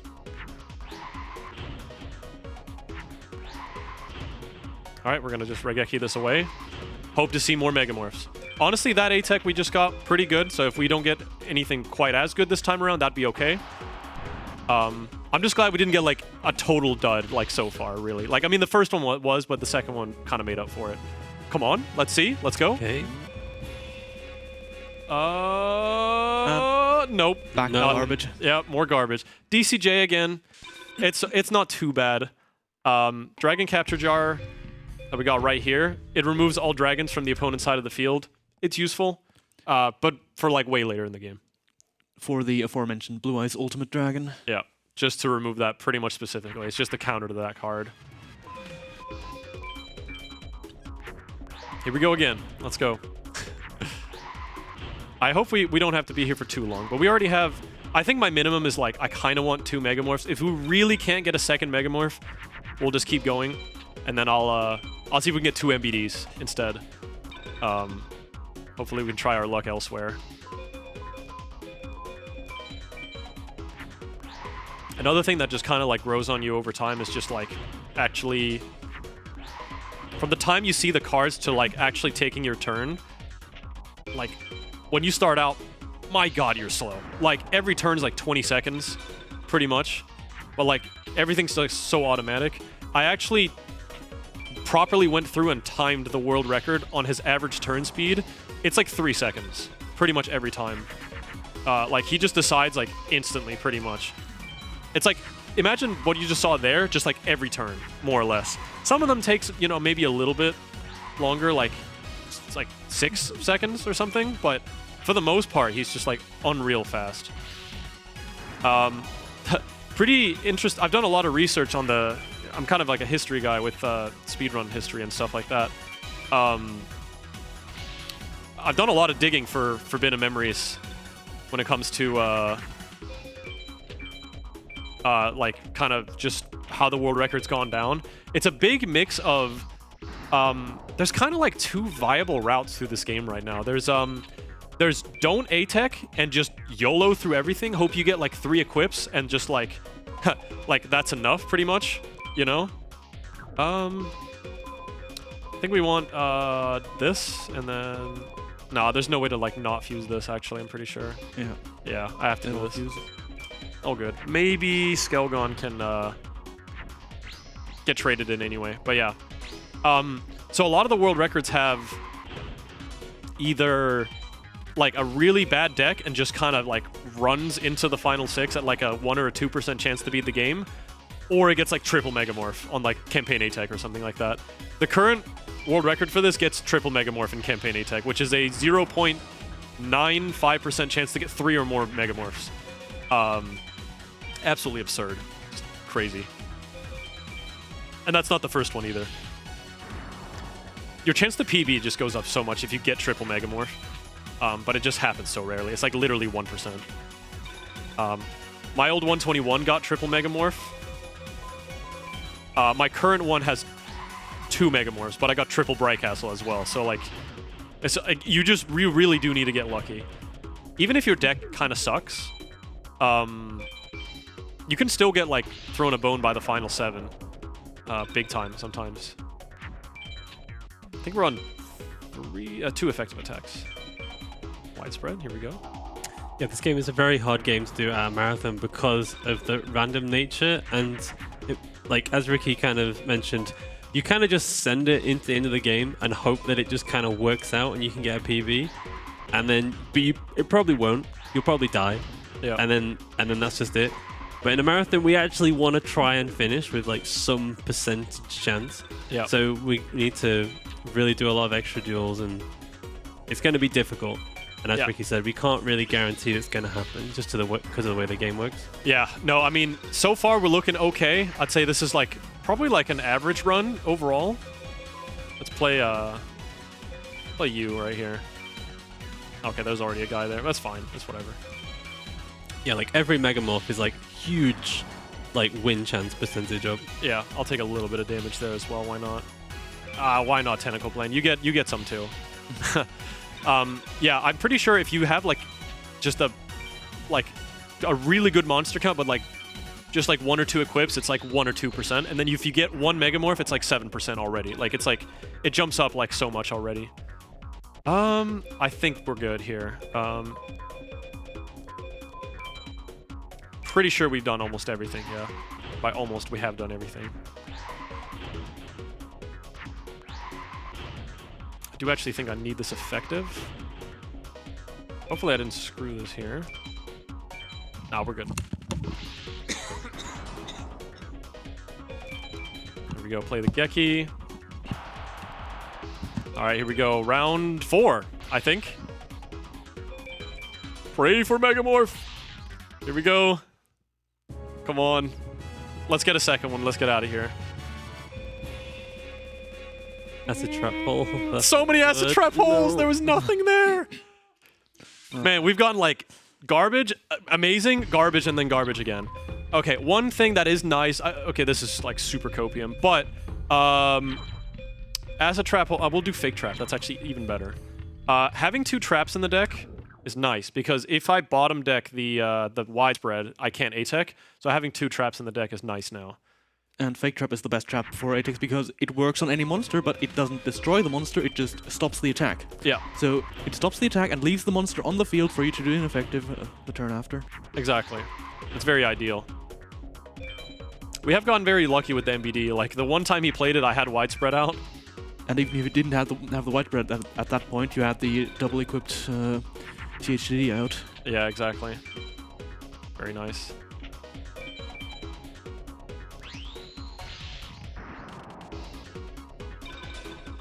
Yeah, so in general, some of the late game cards, like the reason we're farming is obviously to be the final 7, yada yada. But just to kind of make a note of like the strongs, like just to make a note, the cards that are stronger than twin-headed, like for the rest of the game are, you know, 2800 is already like kind of a lot, but we have Blue Eyes Ultimate Dragon is the strongest card you'll see in this run. It's 4500. The next strongest is Gate Guardian, 3750. Then you have 2 monsters at 3500, which is Meteor Black Dragon, which we just call MBD. We're going to try to win one of those, if not multiple, later on. It all kind of depends on how these ATECs go. Yeah, MBD, 3500. There's also Pugum, which stands for Perfectly Ultimate Great Moth. You can see that on Nightmare, which is the final boss in the game. Then it goes down to Beast Skull Dragon, 3200. And then there's a bunch at 3000. Like Blue Eyes White Dragon, Blackluster Soldier, you got Metal Zoa, you got the Walls that I was talking about earlier, and so on and so forth. So those are like the most problematic cards that we need to equip over. There's the Megamorph, which we didn't even see last time, actually. Did I place down this? Yeah, okay. There we go. I wonder what Togex means. I have no idea. Looks like Rammus from League. Yeah, the Yu-Gi-Oh card names just very confusing. Yeah, they're very bizarre. I have nothing. Let's give Mushroom Man the Megamorph because he's beefy lad. Ugh. And bye. He's actually like really built. He's got those biceps.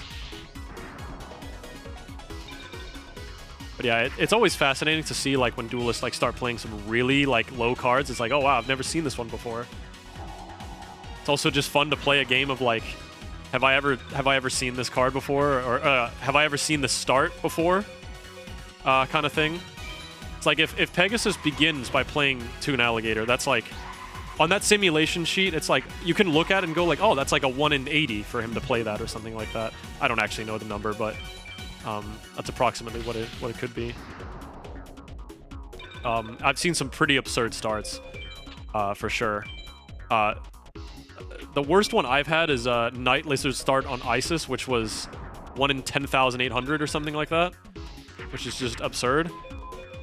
There was like one, was it you that got like 1 in 3 million or something? Sandstone on Martis. Yeah, okay. Yeah, that was me. I wonder if that was actually legit or if that's like some jank or something. It's probably real.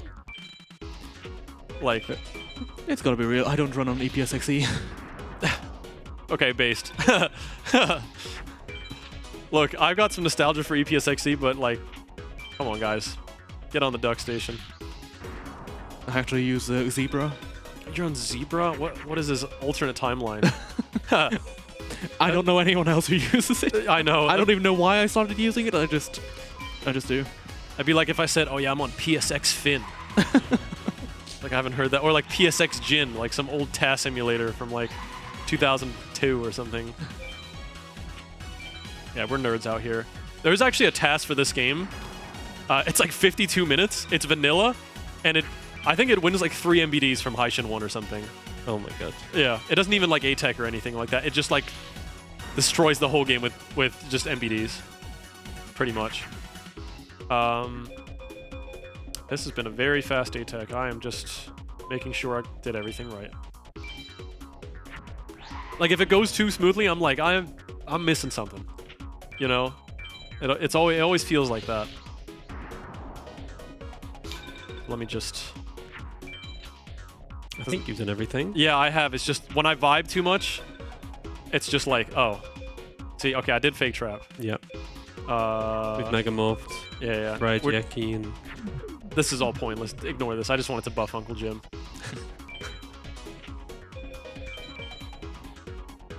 All right, here we go. I'm giving Thousand Dragon the killing blow here. Let's go. Pray for Once Megamorph. again, we pray. Come on. Let's see some Megamorphs. Come on, RNGesus. Megamorph. Yes. There was one. Oh, 2. There we two? go. We're at triple. There we go. oh my god. Okay, we have 3 Megamorphs. Okay, that's huge. Save. Let's go. Okay. Money in the bank. Let's go. I kept scrolling because I was like, wait a second, guys. There it is. Oh Oh, my god. there we go. Beautiful. Triple Megamorph. Beautiful. Let's go. It is so beautiful, isn't it? Boys only won one thing and it's disgusting. Genuinely. Yeah. It's just a good old triple Megamorph. Okay, are we gonna go with some Thunderless? Probably not. I really don't have like other equips other than this, but it should be okay. I mean, we don't need anything else. Let's get some plants in here. And some rocks, all that jazz. I think I mean I have triple Umi, but oh, okay. All duelist now, right? Yep. Yeah. Well, we got to do Kaiba first. Right. We're still in World Tournament. Yeah. Let's get some thunder in here. There's a lot going on here. Depending on when you A-Tech, like, you got your thunder. I did the same thing again, where I saved, then I bought the thunder. But look, I saw the double Megamorph. I'm like, I gotta save. All right, so now we're going up against Kaiba. I could A-Tech Kaiba in campaign as well. It actually would be a pretty good choice, but Yeah. what do you guys say? Should I do it? He could give me some goodies, but it might not be necessary with 3 Yeah, Megamorph. Kaiba A-Tech is mainly good for removal, and we're not that good on that. Like we have the widespread, we have some DCJs, but adding a with 3 thrust card to the mix. I'm gonna adding skip more it. widespread. Yeah, I'm gonna skip it. We'll see with the MBDs later. Like I think I'd rather farm Meadow later on probably. Let's just keep going through the game here. Oh, perfect. Oh, this is just Beautiful. Isn't this the life right here? There we go. We instantly win. So Kaiba, his best card is a tie at 3,000, which really sucks for us actually.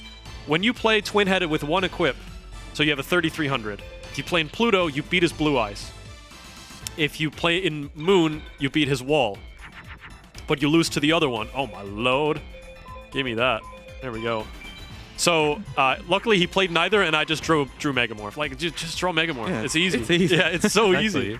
Yeah. I'm looking at the host. We're just like, dude, just draw it, man. Why do people struggle with this game? Just draw Megamorph. Yeah, exactly. Game is easy. Just draw Megamorph. Yeah. There we go. Also, this is a slapper right here. This music. Yeah. Like preparing for this. Oh, the beat thing. Optimal.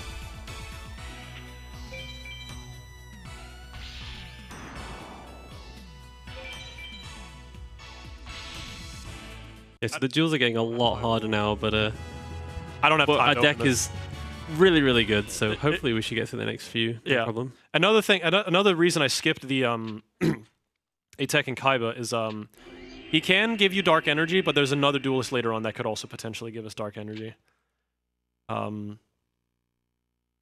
It's literally the next guy. What am I talking about? His name's Mage Soldier.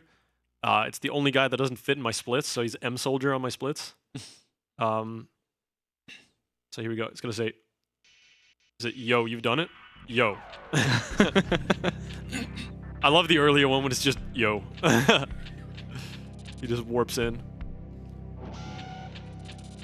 Even though this is just like text mashing or whatever, this game actually has like crazy good atmosphere.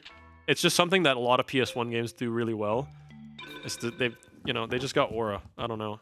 It's just something about them.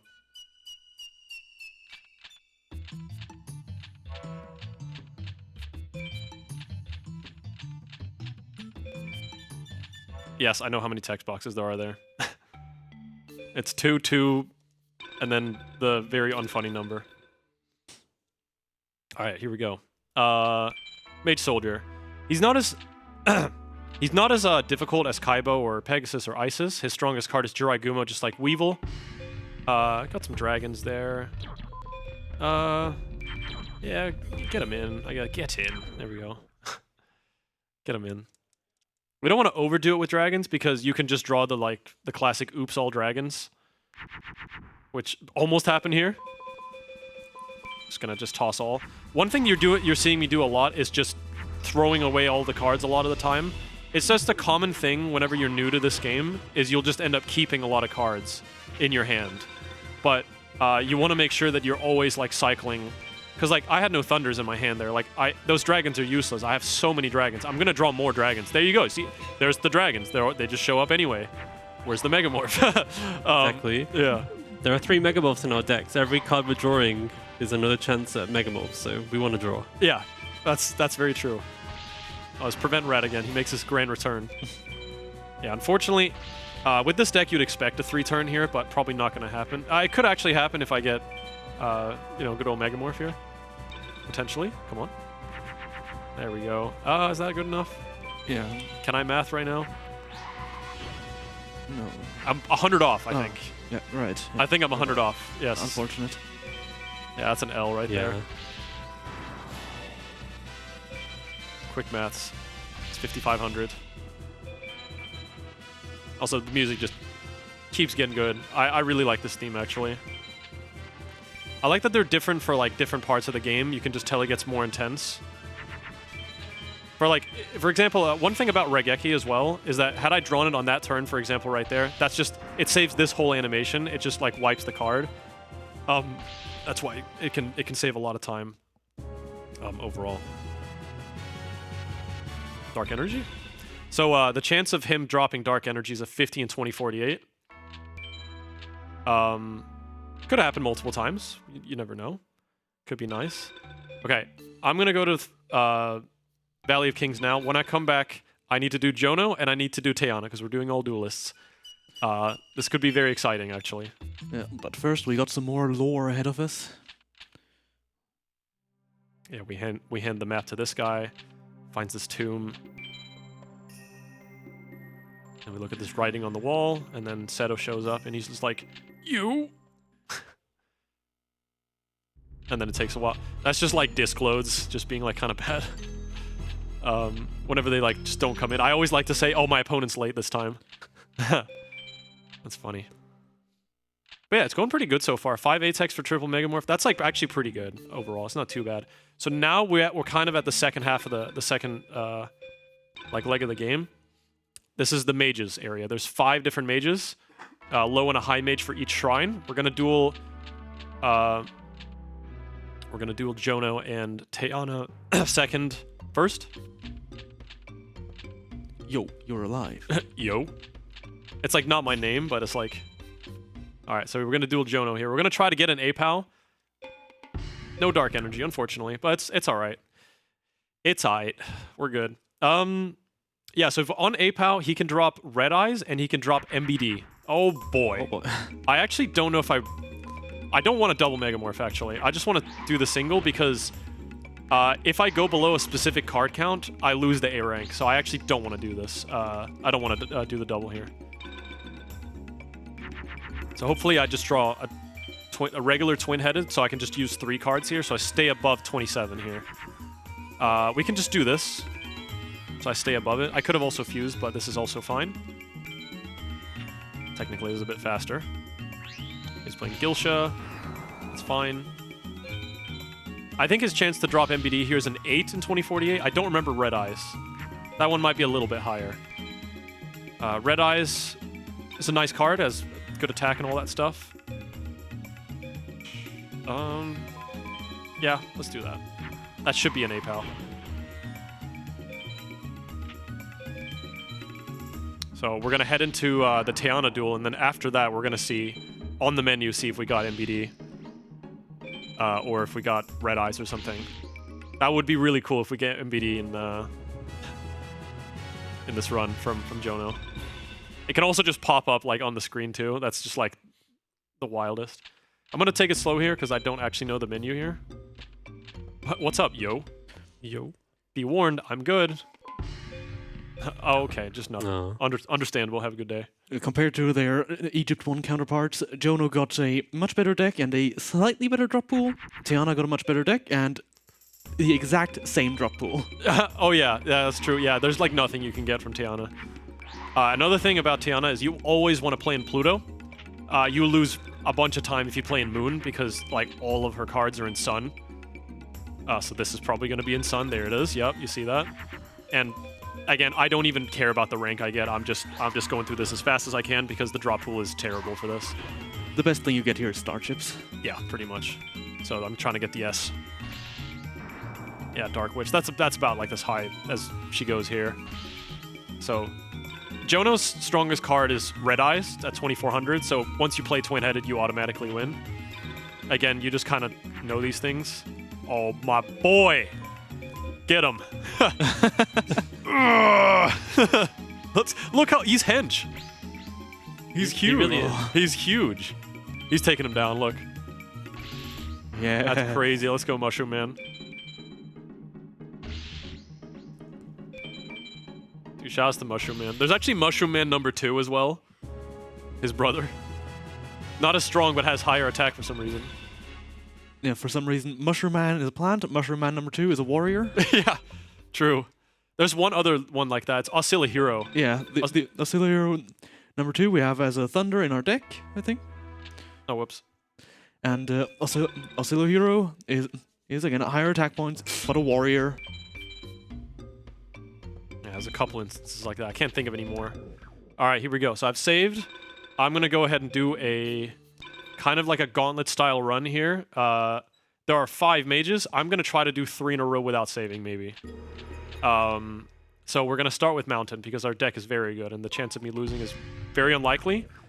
We'll see. Maybe after Mountain I'll save and then I can do Ocean and Desert. So right here, so every single shrine, I'll keep the plants here because there's a lot going on here. So, okay. On the Mountain Shrine, we start out, every single shrine has like a default field. So this one is the Mountain one. Twin-Headed gets powered up on Mountain and on Umi. So on the Ocean and the Desert shrines, Mountain and Ocean shrines, we get powered up, essentially. Okay, just gonna play Sky Dragon. So most of the shrines, the reason I'm starting with Mountain is because he can give you some Thunders. And this guy right here, Low Mountain, can also give you MBD. It's a 2 in 2048. It's literally 1 in 1,000. But it can happen, you know. And again, it rolls 15 times. You can also get Skull Knight. That's a 6 in 2048. Probably doesn't happen. He's probably just going to give me like 15 Skull Servants or something. Yeah, the rest of his drop pool is basically Villager 1 from the start of the game, recycled and upgraded slightly. I did not actually know that. Yeah, a lot of the late game drop pools are recycled. Like the High Mountain Mage coming up, that's for a large part of Mai's drop pool. That makes sense, yeah, because she drops the same 2 Thunders. Ah, man, come on. We want to see like a sneaky MBD in there. That could have been fire. Ocean Mage has a lot in common with Shadi, Sekmeton with the Bakura. Yeah, so I'm gonna toss all 5 here. So the strongest card for Atenza here is MBD. Very low chance. It's like less than 1%. The more common play is B-Skull, which is about 7%. Everything below that, Twin-Headed should be able to beat. So we're gonna see if we're in trouble here or not. Good. Okay. That's good. Very good. Yeah, I kind of forgot. Like, we're getting into, like, once you hear this music, this is like, okay, now we're getting to the tough fights. It's just, like, every card's going to be, like, high attack values, for sure. I should have put that in Jupiter and killed that. Missed some damage, but it's all good. I just kind of default to putting Jungle King and Neptune a lot, because it's a very good Guardian Star to put him in. There's very few Plutos in this game. So it won't often get countered very, very frequently. That card that he played right there, specifically the reason I play in Pluto is to avoid losing to that. Because if I play Twin-Headed in Moon, I lose to CRU. And I just know that he's got this card, so I play in Pluto, pretty much. You want to play in Moon for like most of the end game, generally, but there's a couple of exceptions. Teana second, this fight, for example. Any fight that has Blue Eyes White Dragon, you want to also play in Pluto, because again, you lose to that as well. So it's just kind of like play enough, know what the opponent's got. But there we go. That's very nice. If we can get a Thunder, that would be pretty nice, potentially. Never mind, we got a big insect. Love to see big insect. All right. Yeah, so let's go ahead and go to Ocean. I believe in this deck. We're going to be fine. These 3 shrines I'm doing not too hard. I'm going to go ahead and put in some waters. Darkfire. Oh, Crawling Dragon.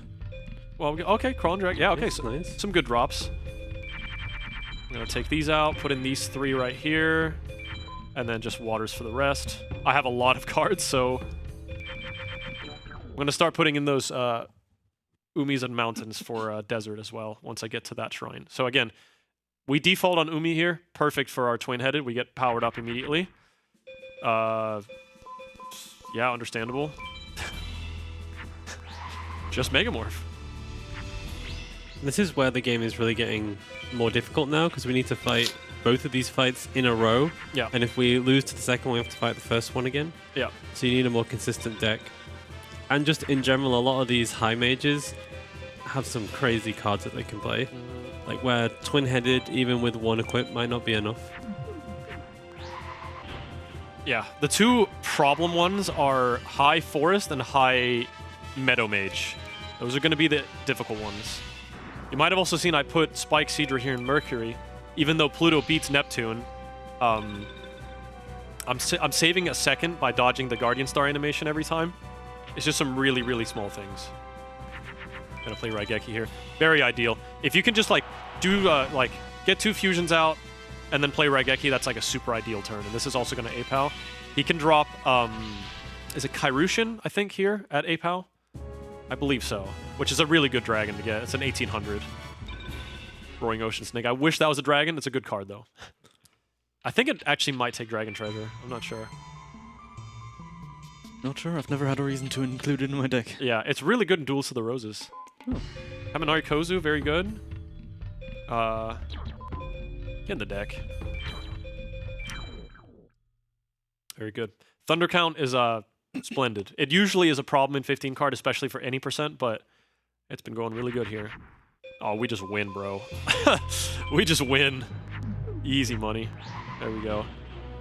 So Segmenton's strongest card here is Crab Turtle, which is a 3050 attack on Umi. Also has a couple other things like Wall and Dark Magician and stuff, but as long as you play just a regular Twin-Headed, you're pretty much fine. Which is why I didn't save, because you're just going to be okay here. Pretty much for the most part. And this is also a super ideal scenario because Megamorphing a Twin-Headed here is going to be a 4300. So I just need to attack with... There's the Crab Turtle.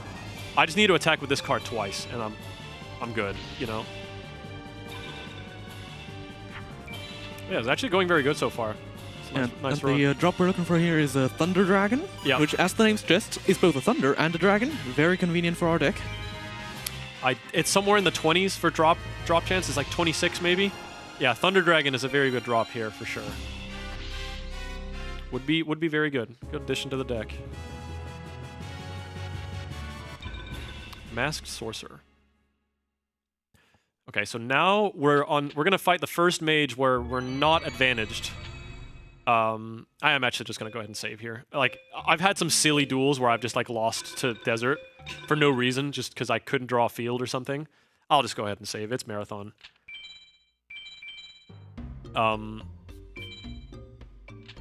But yeah, now we're not advantaged with our field here, so now I'm gonna go ahead and put in those mountains and Umi so that I can change the field to what powers up my twin-headed. So on desert here. Oh wow, that's actually lucky that I'll just do that. That's for speed purposes. Like literally winning an Umi, it was the 15th card that I won from the last duel and it put it at the top of the menu. That was really lucky. Yeah, so unfortunate, did not get a field or an equip at the beginning. For very unlucky here, it's like a 20% chance for him to start with Labyrinth Wall, which is a 3,500 on this specific field. It's the only thing that beats Twin-Headed. He doesn't have anything that can kill Twin-Headed, just stall us out. That's a moon, very nice. So that's not... Right, okay, there we go. So I saw the moon, so this is probably like Great Mammoth of Goldfine or something. You can kind of make some assumptions whenever you see what Guardian Star they have. Again, just don't want to see Uranus. That's exactly what it was. Yep. Pretty common play. Very good. Nice. Okay, so because he played from the middle as well, we know that it's not a top deck. So, yeah, sure. So we know it's not a top deck. Yeah, anyone? I was going to say that the way the opponent's hands work is quite strange, isn't it? And I'm looking at randoms for assist here, but they actually draw like more than 5 cards as well, or something like that. Almost every opponent in the game has a hand size larger than the 5 shown cards. It ranges from 5 to like 8 to 12 to 16 and then 20, I think is the max. I think everyone in the final 4 has 20. Yeah. And DMK also has 20, which is I'd probably presumably to make him fuse more, so he can kind of show you. I don't know what these high mages have, but it must be like 12 or 16. It's a lot for sure. Yeah, they're cheating. Like it's actually horrible. But there we go. Also, this is like this guy's winning the cosplay contest. Look at this. Like this is crazy. Super cool. Like coolest design in the game. Electric Snake. Look at the hall of dinosaurs right here. Whoa. Yeah, this drop pool upgraded Rex drop pool. Oh my god, that is actually money right there. Electric Snake, Crawling Dragon. I don't have space for the Crawling Dragon. Time Wizard, you gotta go, buddy. Let me just really quick check my account. It's 19 and 12, I think. That's like super good. So at this point, we have only Dragons and Thunders and Magics, which is like super ideal. At this point, we are just gonna be taking out smaller dragons when we win something good. This kind of sucks. Again, just hoping for no wall here. Wall is like a little bit more common here than on the... Actually, I forget. I think the low mage is actually a little more common with walls. They're both around 25%. I think one's 22, one's 28. I looked at this recently. But even with Geki in hand, that's no problem, even if you had started wall. Yeah, I'm actually just going to play it. You might top deck one now, but it's alright. It's just... You know, so if they play from the left, which is what I was going to say earlier, if they play from the left, it could be a top deck. This is annoying. You take Beast Fangs, right? Surely, you got big teeth. Yes, sir. Yeah, if the card they pull from is the 2nd to 4th card in their hand, then it's actually the 2nd to 4th card they have. Anything further down than that, they pull from the left. If you mod the game to reveal your opponent's hand, you can actually see the card transform into the one they play from their hand. Really? Yeah. I did not know that. Yo, Air Eater? Dude, me too. Yo! Let's go swimming. Who's going to Huli about it? This is so slow, by the way. I just wanted to make that joke. Remember to stay hydrated? Exactly. Yes. Dude, Air Eater. This dumbest card name I've ever heard in my life. It's like, yeah, dude. Yeah, I don't think I've ever seen that card before. Yeah, you can sometimes see it on like Sebek or Neku or something. I think on Neku maybe. But like it's alright, you can have it, Blackland. There you go. There's your Megamorph. Something that's really funny about just having 3 Megamorphs is you can get out of some sticky situation by just like Megamorphing like a really just terrible card. It's like you'll see Oscilla Hero like with like 2 Megamorphs and it's just like, yeah, like he's just like huge and stuff. Dragon statue, that is useful in the early game, I guess, but Yeah. not useful now.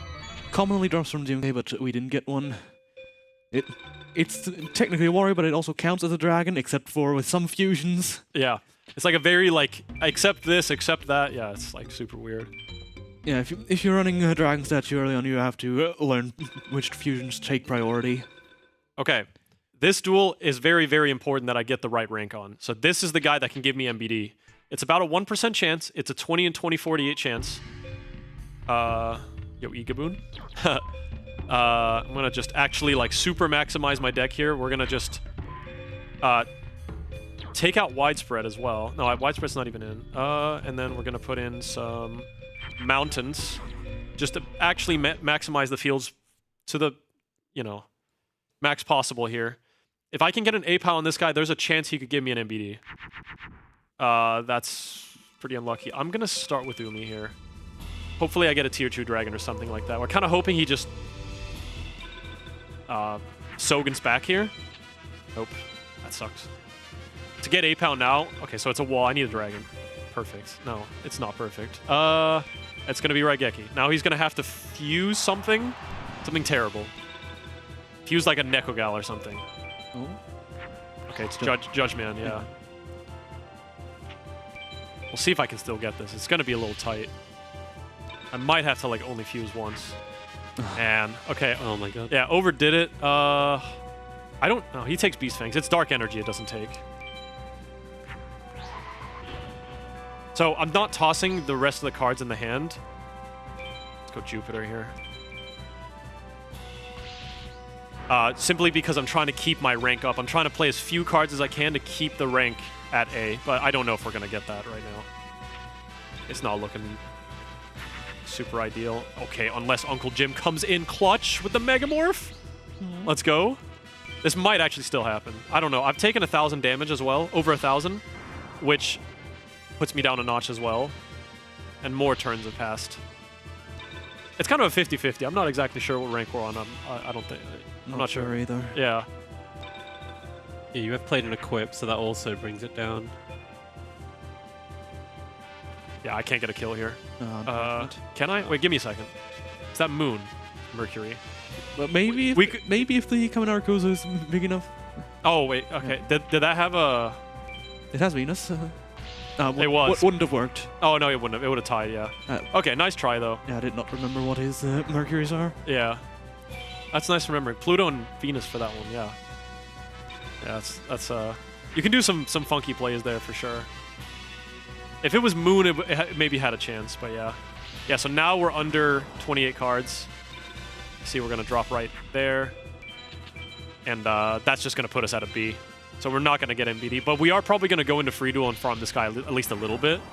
If we can get like an MBD, this deck is looking very secure. If we can get 2, we're winning. We're taking it home for sure.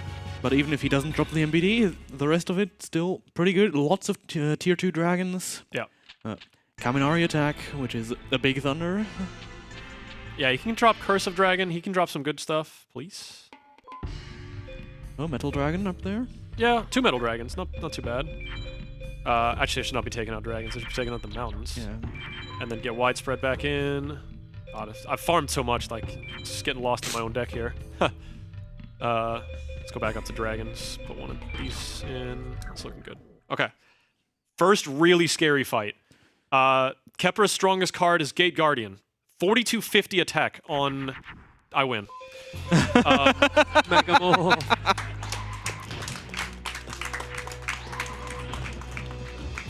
Just draw Megamorph, man. It's so easy. Holy, this game's easy. Watch him play like like his weakest card ever as well now. GG easy. It's a Gate Guardian is a monster that we're going to Either see Gate Guardian or Beast Cult. quite a few times. Let me take a sip, yo. A lot of the endgame battles, they love to play it, and it's really difficult, yeah. The 3,750 attack, and it's buffed by the field. But we just had 2 Megamorphs. There we go. It was just a black You duel. just keep playing the duel. It's playing itself. Let's go. I don't want to steal your moment. Thanks. Well, Well, let me just pivot into an A-Tech real quick. Kapura A-Tech is actually not bad since he shares most of his drop pool with Kaiba, so that's again, true. Chance for crush card, widespread, more removal.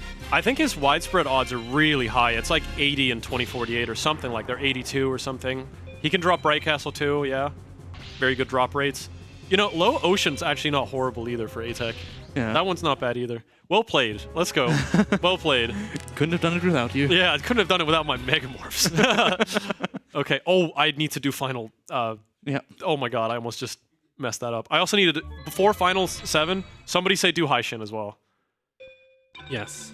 Okay, so I almost just messed up. If I did Forest just now, I would have locked myself into not being able to do all duelists. We have one more, well, we have two more duelists for all duelists here. We have, so we're gonna do like a 2-person gauntlet here. We're gonna go to the dueling grounds. So if you do this during the mages, you fight Labyrinth Mage, who's normally a part of the final 7, but you fight him now, and then you get Setto 2, or Setto 2nd. Setto 2nd is an optional fight, but it turns the final 7 into the final 6, which is pretty nice as well, because if I fail at the final 7, then I just get another shot and I have to do 1 duel less. So that's nice. So Lab Mage, his strongest card's Gate Guardian, but we're just going to draw Megamorph, so that's not a problem. Never mind. Okay, I got too cocky. We're going to see. His second strongest card is like way below Gate Guardian. It's like a Wall Shadow, but Gate Guardian is still kind of likely. I think it's like a 20% chance or something. I'm going to play it risky here, play an attack.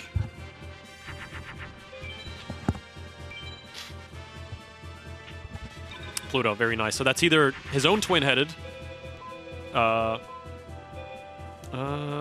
let's just save a Thunder there. Just so I don't toss all of them. So Pluto is either a Sangha, or it's his own twin-headed. Again, there's not very many Plutos in the game, so it's one of those two, pretty much. Yeah, so it's twin-headed there. We can draw twin-headed next turn, and he doesn't top deck, then we got ourselves a 3-turn here, and we can move on to Setto 2nd. Setto 2nd is very difficult. He has a lot of tough stuff. There we go.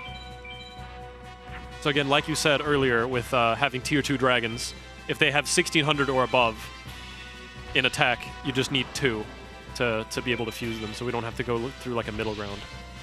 Exactly, just optimizing our twin-headed machine, basically. Yeah.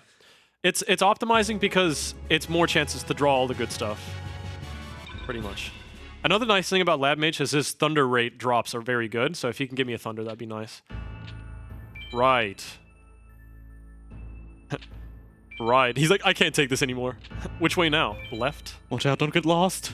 And right. There we go. We made it. Woo! We made It's it. always We the made it. same sequence, and if you do pick the wrong option, you just have to fight Labyrinth Mage again. Yeah, you have to do... when I used to race my friends in this, someone would always mess that up. It's like a free space on the bingo space, and we'd say, oh, you're doing Final 8. Yeah. Oh my god, I can't get the rhythm down. That was terrible. No Thunder. I got a Lab Wall. Lab Wall can be good. Yeah, Lab Wall triple Megamorph. It's 6k defense. All right, let's see. So he has a lot of... very good start, actually. Yep. His strongest card is Gate Guardian as well. He doesn't have, like... his chance of playing Gate Guardian isn't, like, super high, but he has a big chance to play a lot of really strong stuff. That might actually be Gate Guardian. Sure is. There it is. Okay, yeah. And even if he doesn't have Gate Guardian, he has a very, very high chance of playing at least 3,000 attack monsters. Yeah. Okay, that's... Oh. Okay, this is rough.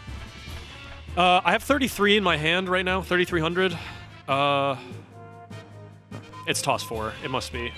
I'm keeping Bright Castle as of right now.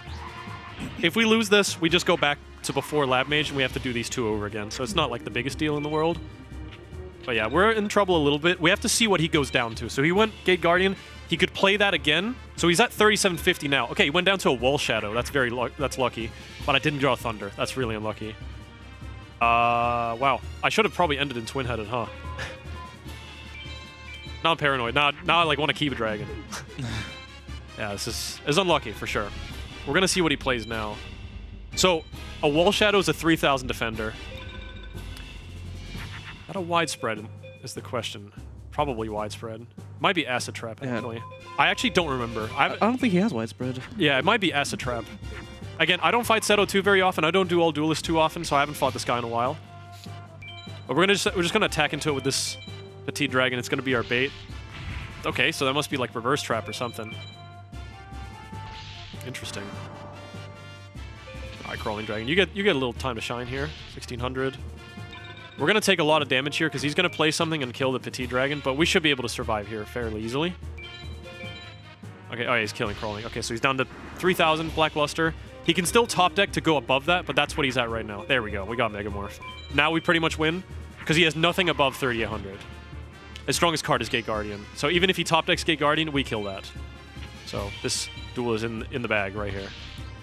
And to know, we know that the face down card is a trap because he isn't tapping it every turn. If they play a magic face down, then they tap it and it goes dark.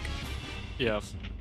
I'm glad you got my back on this kind of stuff. There's so much to this game that is just I take for granted or just you know, I just like kind of it's just like general knowledge that like I forgot a long time ago. It's just that it's just something I do, I guess. But yeah.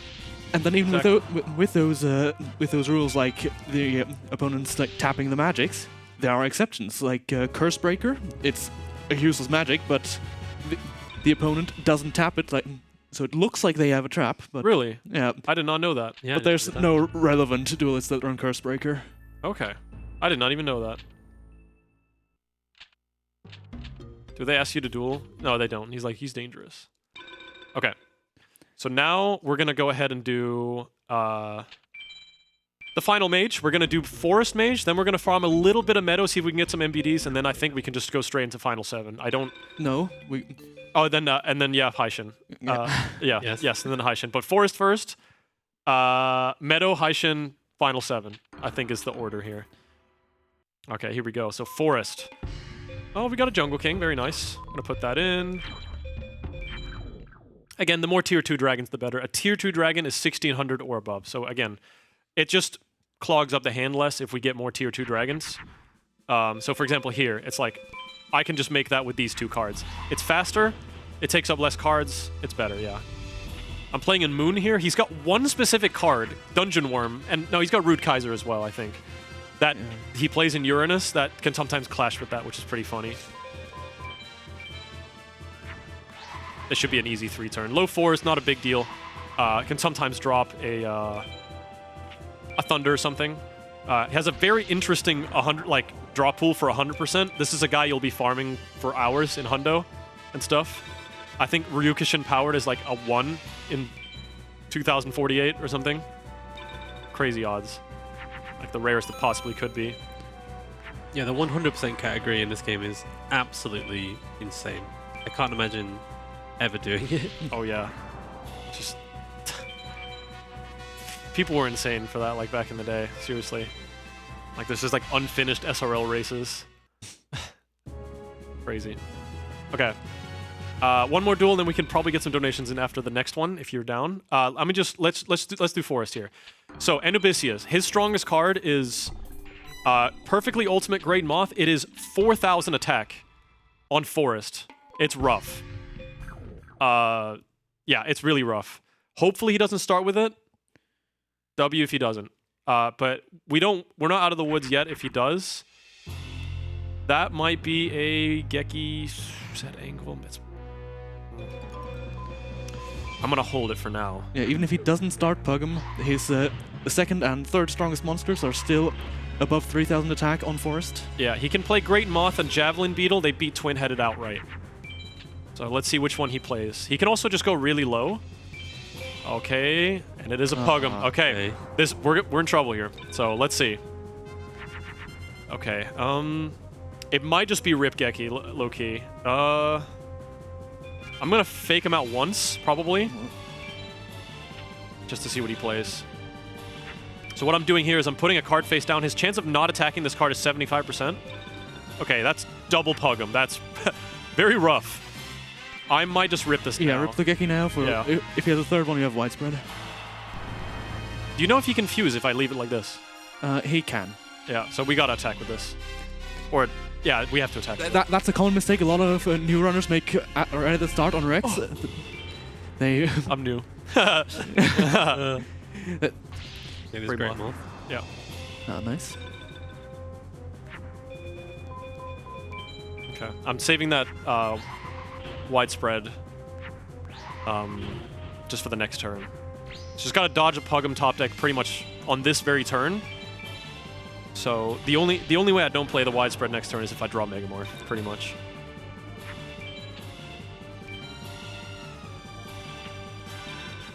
Good. Very, very good. There we go. By the way, playing the trap like upside, like with the side up, is less tech points, so I'm just used to doing it, so I can get a higher rank. But like, it's also just funny to watch them like run into it. I'm gonna go ahead and just troll him. I'm pretty sure this is actually faster, like by a little bit. Oh, whoops.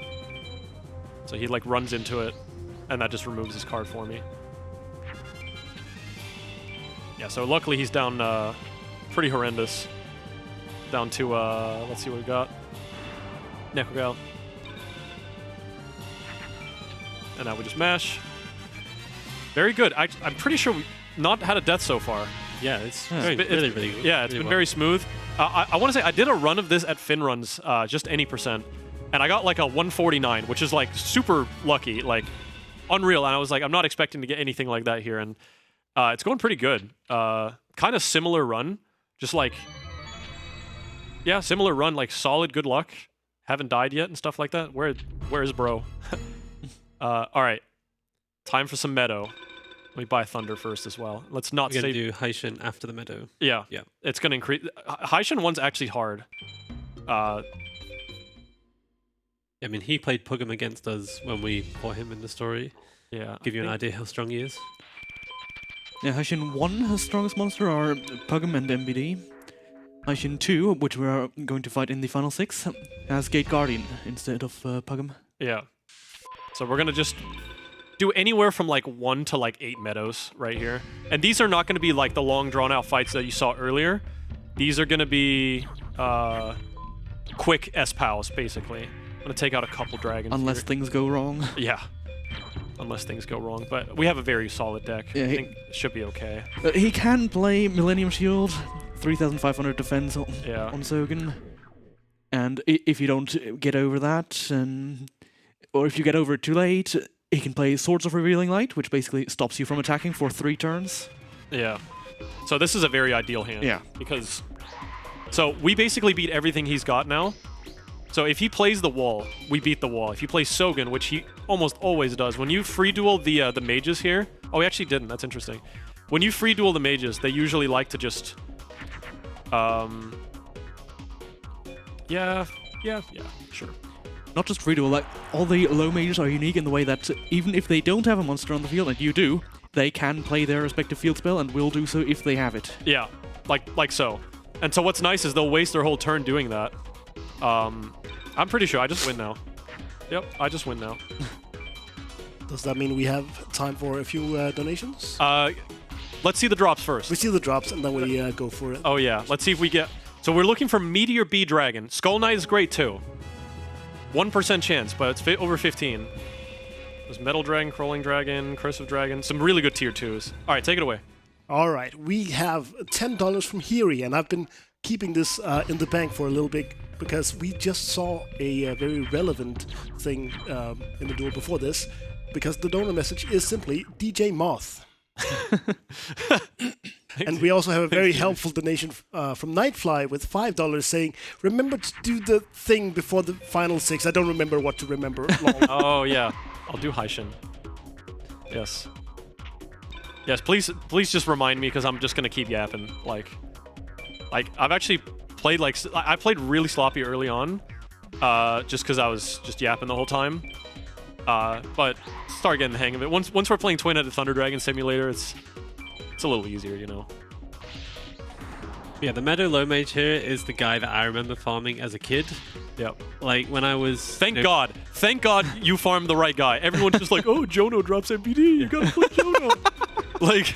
I don't know how I learned this information, some guide or something, but like, I mean, we definitely didn't know anything about Atex when I was like 12 years old. Oh yeah, that's way too complex. So we knew MBD from this guy. Just keep farming this guy. I'm pretty sure I did get an MBD, but I don't even think I got to the final 6 as a kid. It was only later when I got back. Meteor Dragon. The game. Not Meteor B Dragon. Yeah, I mean, I don't know how you're supposed to beat this as a kid. We're getting a lot of good tier 2s, though. Like, we're not getting, you know, the big boys or whatever, but we're getting some... We got a Dark Magician. Yeah, we got Dark Magician. He's going in. That's actually useful in this deck because we've got Megamorph, I would say. Yeah. A lot of the later duels will also be on the Yami field, so Dark Magician is kind of a pseudo 3000, which is quite nice. Yeah, for Final 6, he's very useful. That's why Skull Knight's even better than Dark Magician as well. Skull Knight will... Like, his Guardian Stars are just like... Oh my god, like, they're way too good. Skull Knight's Guardian Stars are Mercury, which counters Sun, which is... excuse me. All the blue eyes have Sun, and then MBD has Mars, and he has Neptune as the second. Counters that too. Super, super good. Shoutouts to this card that just saved my ass here. Very nice. Yeah, so we're not going to stay on here for too long, then we're going to do Hishin, and then I'll probably have time for some amount of final 7 attempts. Hopefully, it's not like a lot, but it is a good amount still, which is nice. That's what we're after. Yeah, we just play this. I've talked a bit about recycled drop pools. The Meadow Mage drop pool is also recycled, but not from anything in this game, but instead from Yami Yugi's drop pool in Duel Monsters 2 for the Game Boy. Really? Yeah, that's why he has Dark Magician, Curse of Dragon, Gaia, Meteor B Dragon. Oh. I don't know why they decided to move that pool there, but I think I saw Kaminari there's attack. a lot of similarities. Yeah. Okay, Kaminari attacks also... It's a tier... The only, like, tier 2 Thunder that's really good. Well, there's, like, Sangha, too, but the only one you can win here, that's very good. Getting a lot of Thunders now. Like, I'm like, do I have too many? Probably not. Let's actually, like, see the balance here. I think it's dead even, actually. It's like 13-13, I think, something like that. So that's pretty good. Very nice. Yeah, let's get that MBD. Like, we really do want to at least try and see at least Skull Knight or MBD. Like, it would really increase our chances to beat the game here for sure. We have a solid deck. I'm gonna estimate the chance that we can beat the game with this deck to be roughly 33% maybe, something like that. We want to get it up to like 40, 45, like... And MBD would change that big time, for sure. Because here's the thing, if you draw MBD and Megamorph together, it instantly wins any duel in the whole game, because it's a 4,500. Well, you at least tie Ultimate. Here I can toss a good amount. Toss that right there. This is a little troublesome. He just swapped to Sogen. I don't have a counterplay for the field. If he decides to play... Wait. Just win. Yeah, I just win. Never mind. Ignore me. But if that's a turn earlier, he can play Labyrinth Wall or Millennium Shield. Let's see what we got. Dark Magicians. Okay. Nothing there either. Okay. THD Guardian Stars on Meadow Mage on Sogen are tricky because if you put it in Pluto, you get really screwed by the Labyrinth Wall and you can get killed by Empress Judge. If you put it in Moon, you can get killed by Judge Man and Guiltia. Yeah.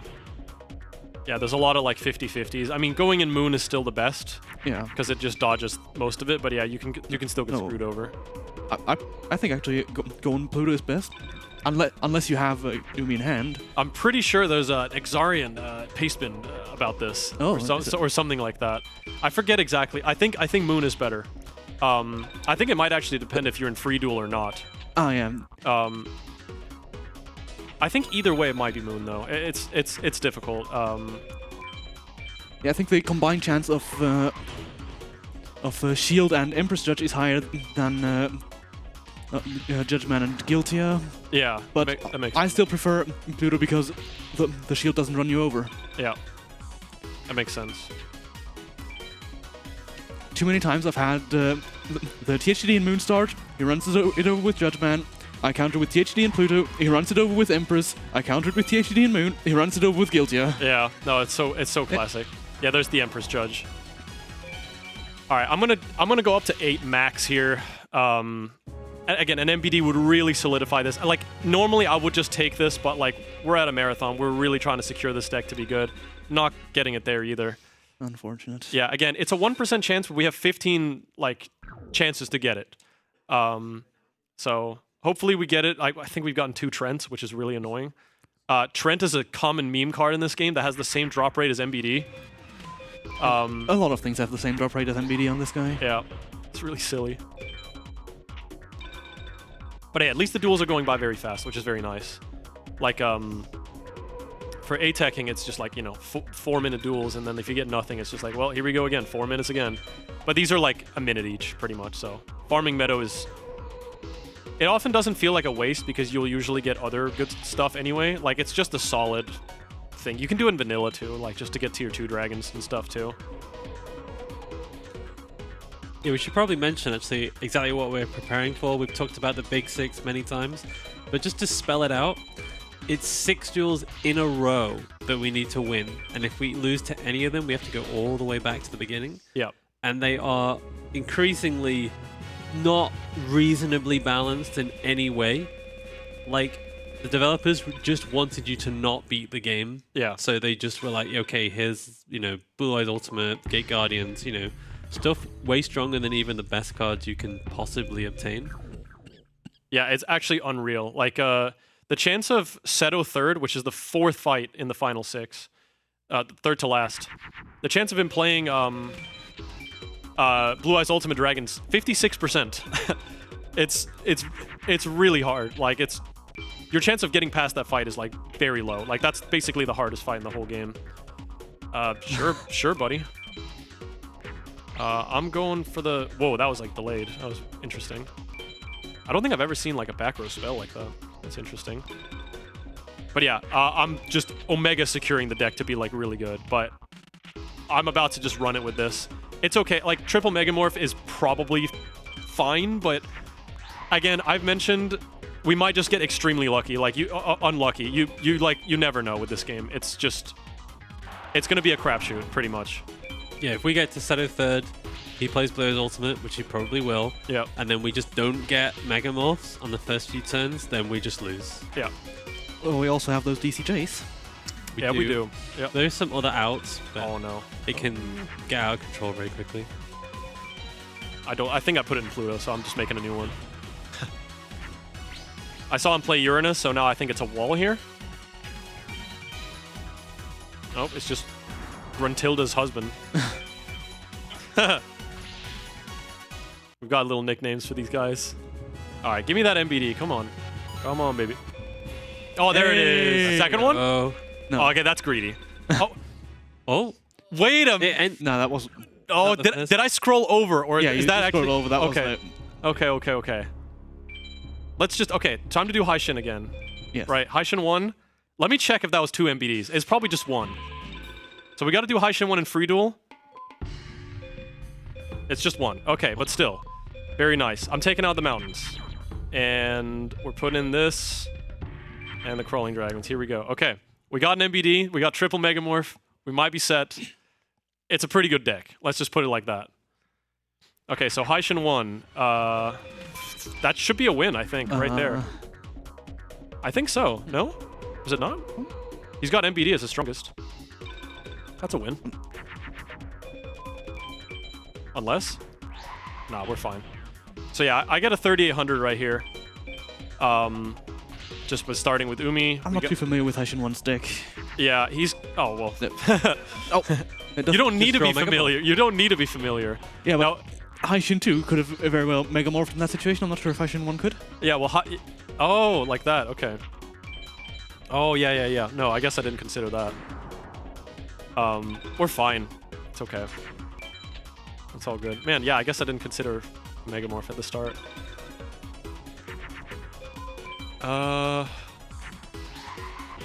Yeah, that's probably a wall shadow. I'm just gonna attack with the weaker twin-headed here. Sure is.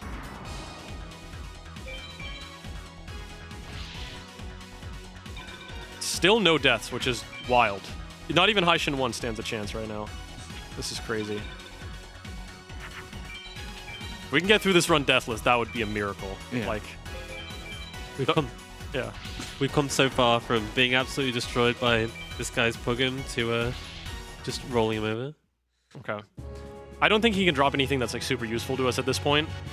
But yeah, that is the old duelist section like done pretty much. Now we're gonna move into. This is final 7. Here we go. Final 6. Final 6. Final 6, yes, because we're not doing final 7. Can we get some donations in before we do that? Yes, Because I don't think I have a lot of time to speak while you are doing Final 6. Yeah, go ahead. All right, we've got $20 from Press Cop with no message, but putting that towards the Zelda A Link to the Past sprite choice of Goose. We also have $10 from Dralna saying, shout out to Ricky for powering through this run while sick. Thanks to the commentators and hosts as well. And putting that towards the sprite choice of Spyro. And we have $50 from Lossie saying, wanted to give a massive shout out to Ricky. Chat sent all the love earlier, so I'm paying it forward from your community. And putting that towards the sprite choice of Spyro. And I just want to update that real quick because we have currently $129 for Spyro, $100 for Guy Fieri, $20 for Goose, $10 for Bananas and Pajamas, $3 for Birdo, and $0 for Nestlink. Good luck. Thank you. Final 6. Probably one of the most infamous final boss gauntlets in speedrunning. We've won the first one. This is the easiest one. He calls himself Sebek the Powerful, but if you get a THD with one equip out or play Umi, he rolls over and dies. Yeah, pretty much. The first 2, not too bad. Neku's like a little bit tougher than Sebek, but again, draw 1 equip and twin-headed. You should be okay. Yeah, the first 2 duels just the warm-up, really. Yeah, exactly. I could have played Umi there as well, but I want to get that cheeky A-Pow, you know. Okay, Uncle Jim. I see you. Never mind. We'll play Umi. Uncle Jim needs his bath. Zoa. Yeah, so his strongest card is Metal Zoa, so it gets weakened out on Umi. That is either... that Royal Guard? It might actually be Royal Guard. Oh, What's his top deck. Top deck shield, okay. Doesn't really matter because I wasn't going to win this turn anyway. So unfortunately, Uncle Jim's going to die this turn, but it's alright. We got his brother, Uncle John, in the hand.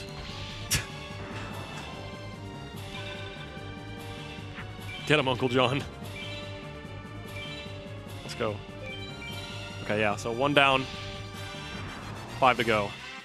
If we can get through this first try, it would be a miracle. Like, as strong as my deck is, my chance of beating the game is still below 50%. It must be. It's probably like 35 to 40. Maybe 45 max. Like, I really don't have like a ton of equips. I have 5, which is like... oh, there's Thunder Dragon, very nice. I mean, I guess at this point, just take out Thunder. I mean, to reach like a 50% win rate, you would need like a 90% win rate on every duel individually. Yeah. And you would need an insane deck to have a 90% win rate. I'd probably need another MBD. Yeah, so here, I'm in trouble already. Yeah. Neku the Skillful, his skill is playing Yami. Yeah, so Neku's strongest card, he's got a bunch of cards that are stronger than base twin-headed, which is why I need an equip. Strongest card is Skull Knight. 3150 on this field. He's got Dark Magician as well. It's Mercury's probably a Skull Knight. There it is. That's the strongest card right there. I need an equip in order to beat this, or change the field. But if you change the field, he'll most likely just change it back. This is bad news. I have to toss 5. So we are in big trouble. Faking him out is an option, but his chance of falling for it is 25%. It doesn't happen very often. Usually don't risk it. So one problem with Neku is that if you can't draw your equip fast enough, he plays monsters and goes. Like, he doesn't really play magics or back rows. We might actually just take a death right here if I don't draw anything right now. Come on. That's our boy right there. Nice. Okay, playing Mars. Yeah. That's the rookie mistake, is playing Sun. Playing Mars. Yeah. So this is the Black Meteor Dragon that we got from Meta Mage. I don't know if he can equip this, can he? No, he can't equip it. His only equip is fusing 2 Yamis into Dark Energy. Yeah, that's what I thought. I will toss the Zumi as well. We're just kind of looking to draw another Megamorph at this point. You could have also just played the Umi to basically stop him from playing a monster for 1 turn. Yeah, true, but I just want to get rid of this board as well. Yeah.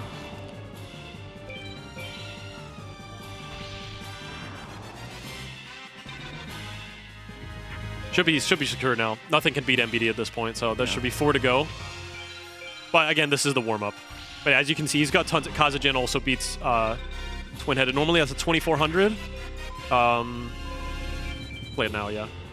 Normally it's a 2400, but on Yami it's 2900, which gets over Twin-Headed right here. MBD does not get powered down by Umi, which is kind of funny.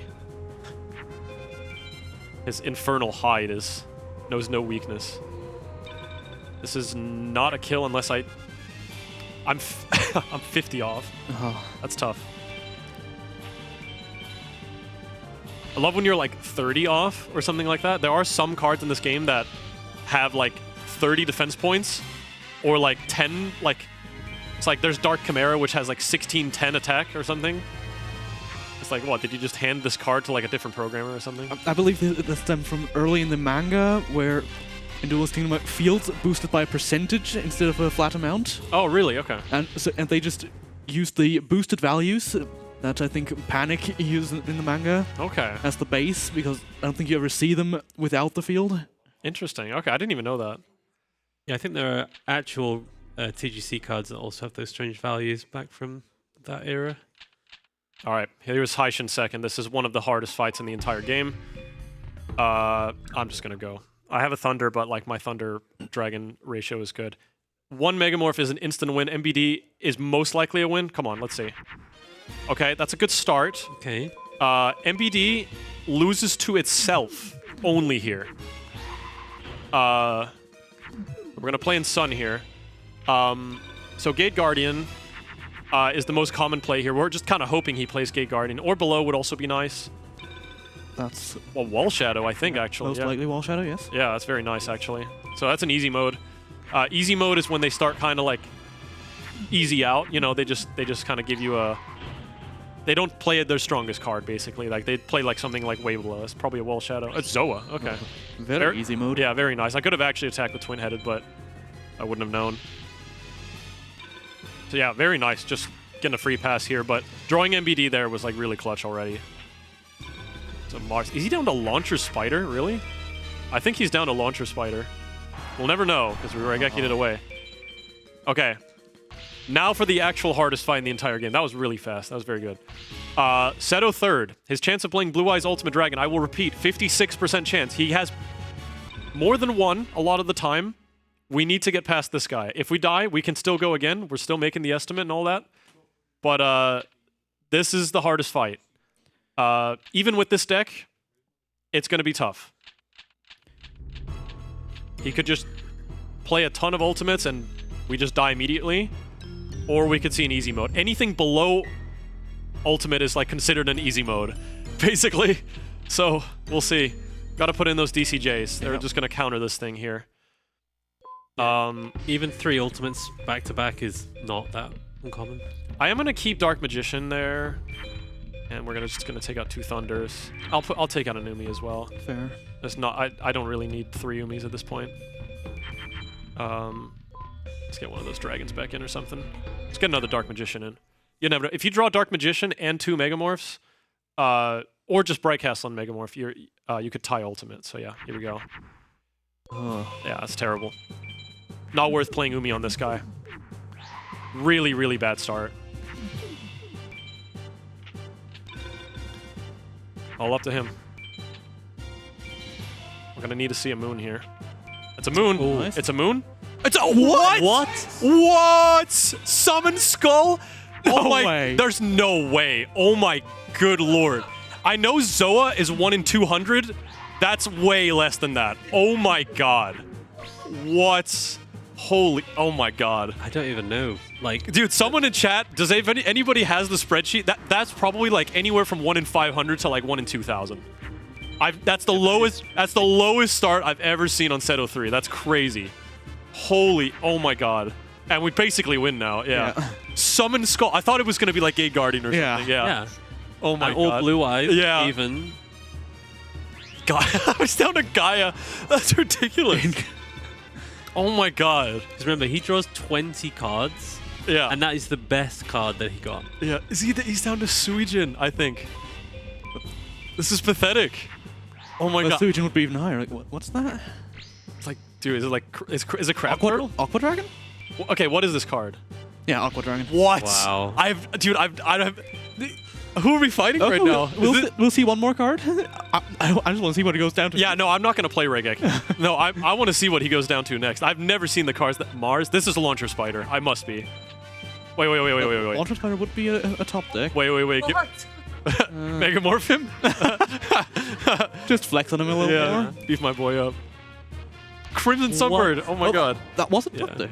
Okay, so we do have the updated probability of that happening. Marathon Man saying it is a 1 in 1,115. What? Live in ESA, folks. Jeez. Dude, what? Just get lucky. You know what the best part is? I could still lose. You could have just played a twin-headed and not equipped it and just been like, yep. Yeah, I know. Man, the chance of like just doing that and getting past is like so low. Yeah. So Dark Knight, not as big of a problem. Clearly not. Yeah, his strongest card is going to be MBD. This is a little cutscene here. Basically, Hishin summons Dark Knight, big evil scary guy, supposed to be bound to him by the power of the Millennium items, but the Millennium items got used up while summoning him, so he has nothing to bind the Dark Knight. Also, he uses a lot of products for his beard.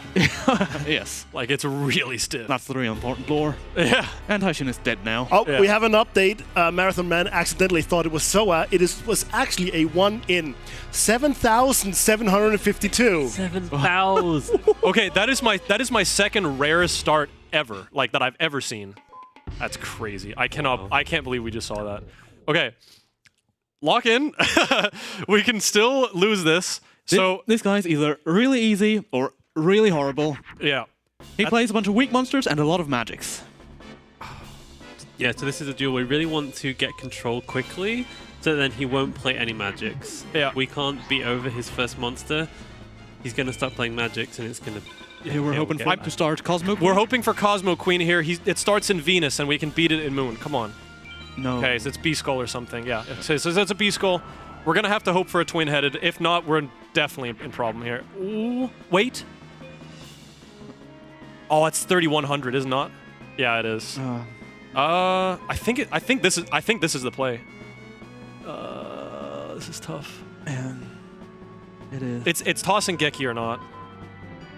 I think No. I'm gonna. Don't touch it. Yeah, I'm gonna keep it. Yeah, I'm gonna keep it.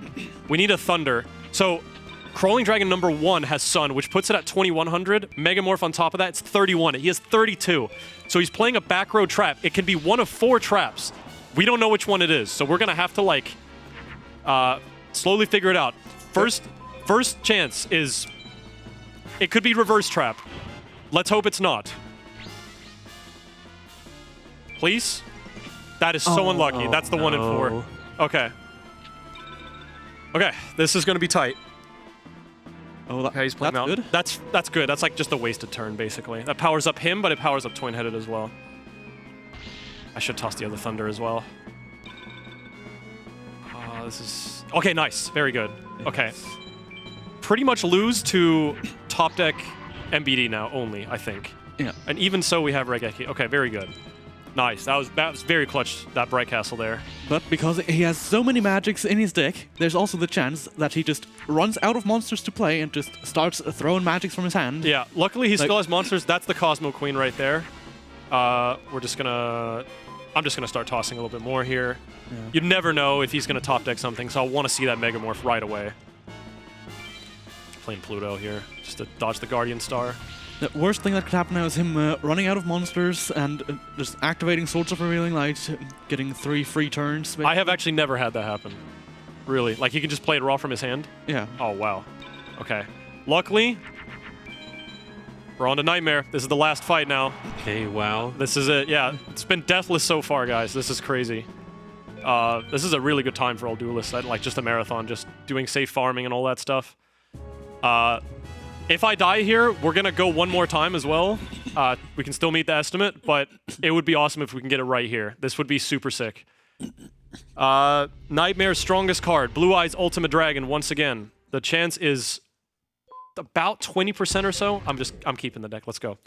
It's about like 20 to 25%. His cards below that are like Gate Guardian, Moth, all that stuff. We're gonna just have to. That's what we like to call the 5 monster special. Yeah, it's the 5 monster special. We're tossing 5 here. And also, this guy doesn't have any magic or traps. He only plays monsters. So the only like kind of get out of jail free card here is if he plays a Wall Shadow, which he always puts in defense. Okay, that's a problem. Okay, Moon? At least. Gate Guardian. Okay. Kind of Megamorph gets over that. Yes, Nice. there we go. Nice. We love to see it. Okay, it's not over yet. We're gonna need to see. Okay, the chance of him top decking blue. I don't actually know what it is on. It's 4% for every turn on Setto. It's a lot lower here. We can get over this right here. So I basically need to dodge a top deck ultimate. He draws 1 card per turn. If he plays from the left, it's maybe a ultimate here. It's possible. Good. Okay. Right. Megamorph and we win. Okay, that's very good still. That's still very good. Yeah. Okay, we get Raigeki. So even if he plays ultimate, we can get rid of it. We get an extra turn here. I technically have the win if I can stall for 2 more turns, because I have Umi and Beast Fangs as well. I think I am actually going to do that. I think it's... Ooh. I think it's safer. I think it's just safer. Still very scary. Gonna need to dodge 1 more turn. Even if... He's pretty much going to have to top deck 2 ultimates at this point. Even if he does it now... MBD would have been this. Yeah, that's got to be the win. That's the win right there. Yep. We beat everything. That's the game, guys. That's it. Nice. We win. Like 4,800 beats anything that he's got. We cannot lose anymore. Let's go. We'll give the win to MBD next turn. All right. Once the you win thing comes up, that'll be time. So it's going to be on the next turn. Get ready, guys. In about 15 seconds here. There's the attack here. Looks like it's going to be a 230 here. All right, guys. Get ready. That's a deathless run right there, guys. And time. Let's go. That's insane, dude. Dude, we did it. Let's go. Oh my god, Any good deathless. Yeah, good drops. Yeah. Let's go. Anyone from Nightmare? Any cool drops? Some okay ones. But yeah, wow. Oh my god, no deaths. All duelists. Perfect. That was great. Holy moly, that went well. Also, that summon skull was crazy. I cannot believe that still. That was insane. It's like 1 in 7,000. All right, well, yeah, guys. Look, I get this game is it's complicated. I get that, like, if you're just getting into it, there's a lot going on. It's kind of hard to like lay your eyes on. But once you kind of understand at least somewhat the basics, it gets so exciting. It's very... I mean, look at the room. Like, people love the final 6, the final 7. It's just, like, super exciting all the time. And just brings the hype, man. Like, FM is just... it's a cool game. Again, there's races for this game every day, pretty much. Like, Brazilian time zones only. But there's races every single day. Also, this credit sequence is lovely. Yeah, so just like a few words here. There's an FM Discord. There's all these tools you can use and stuff like that. There's the ATEC tracker. Feel free to ask questions. Racing this game low-key. Experience is the best way to get better at this game. Absolutely. And just watching and asking questions and stuff like that. This is really the first game where instead of actually playing like repeatedly in order to like get better, I kind of had to do more of like a study approach. Like kind of like look up equips, look up fusions and stuff like that. It's like a very interesting approach because like I usually speedrun like movement-based kind of stuff. But it's a nice, unique change of pace, and I feel like it's just like, even though it is like the most popular PS1 speedrun, it's still slept on. People still think it's just an RNG nightmare, but it's so much more than that. And I think you should give it a try. At least 15 card. Vanilla, give it a little bit, you know. But yeah, I think that's I'd say I'd actually say vanilla is a good thing to do if you're just getting into the game. It helps so much with the early game because you're just much longer in the early game. You didn't just fill up your deck with dragons and thunders super quickly. At least casually, for sure. Definitely give vanilla a try too. Just blind going into vanilla. Yeah. Maybe wait with that. But yeah, wow, it was super good run. Don't really have much else to say. Again, I made a video about this game. Go check it out. If you want to know like the basics of this game, it's on my YouTube channel, ThaRixer. And I guess I could also reveal that I'm about like 3/4 of the way done with another video on this game right now. It's going to cover the history of 15 card and a lot of the nuances that I skipped in my first video. So expect a new 15 card video very soon. And that's going to do it for me. All right, thank you so much, Ricky and Murtek and Randoms for that matter. What an amazing display of skill of this game. Genuinely was so entertaining to watch. We're gonna head to a short intermission, and then hopefully we can have you guys on the couch for a little bit of an interview. And then we'll be setting up for Hot Wheels Beat That with the Stash Mellow. That's fine.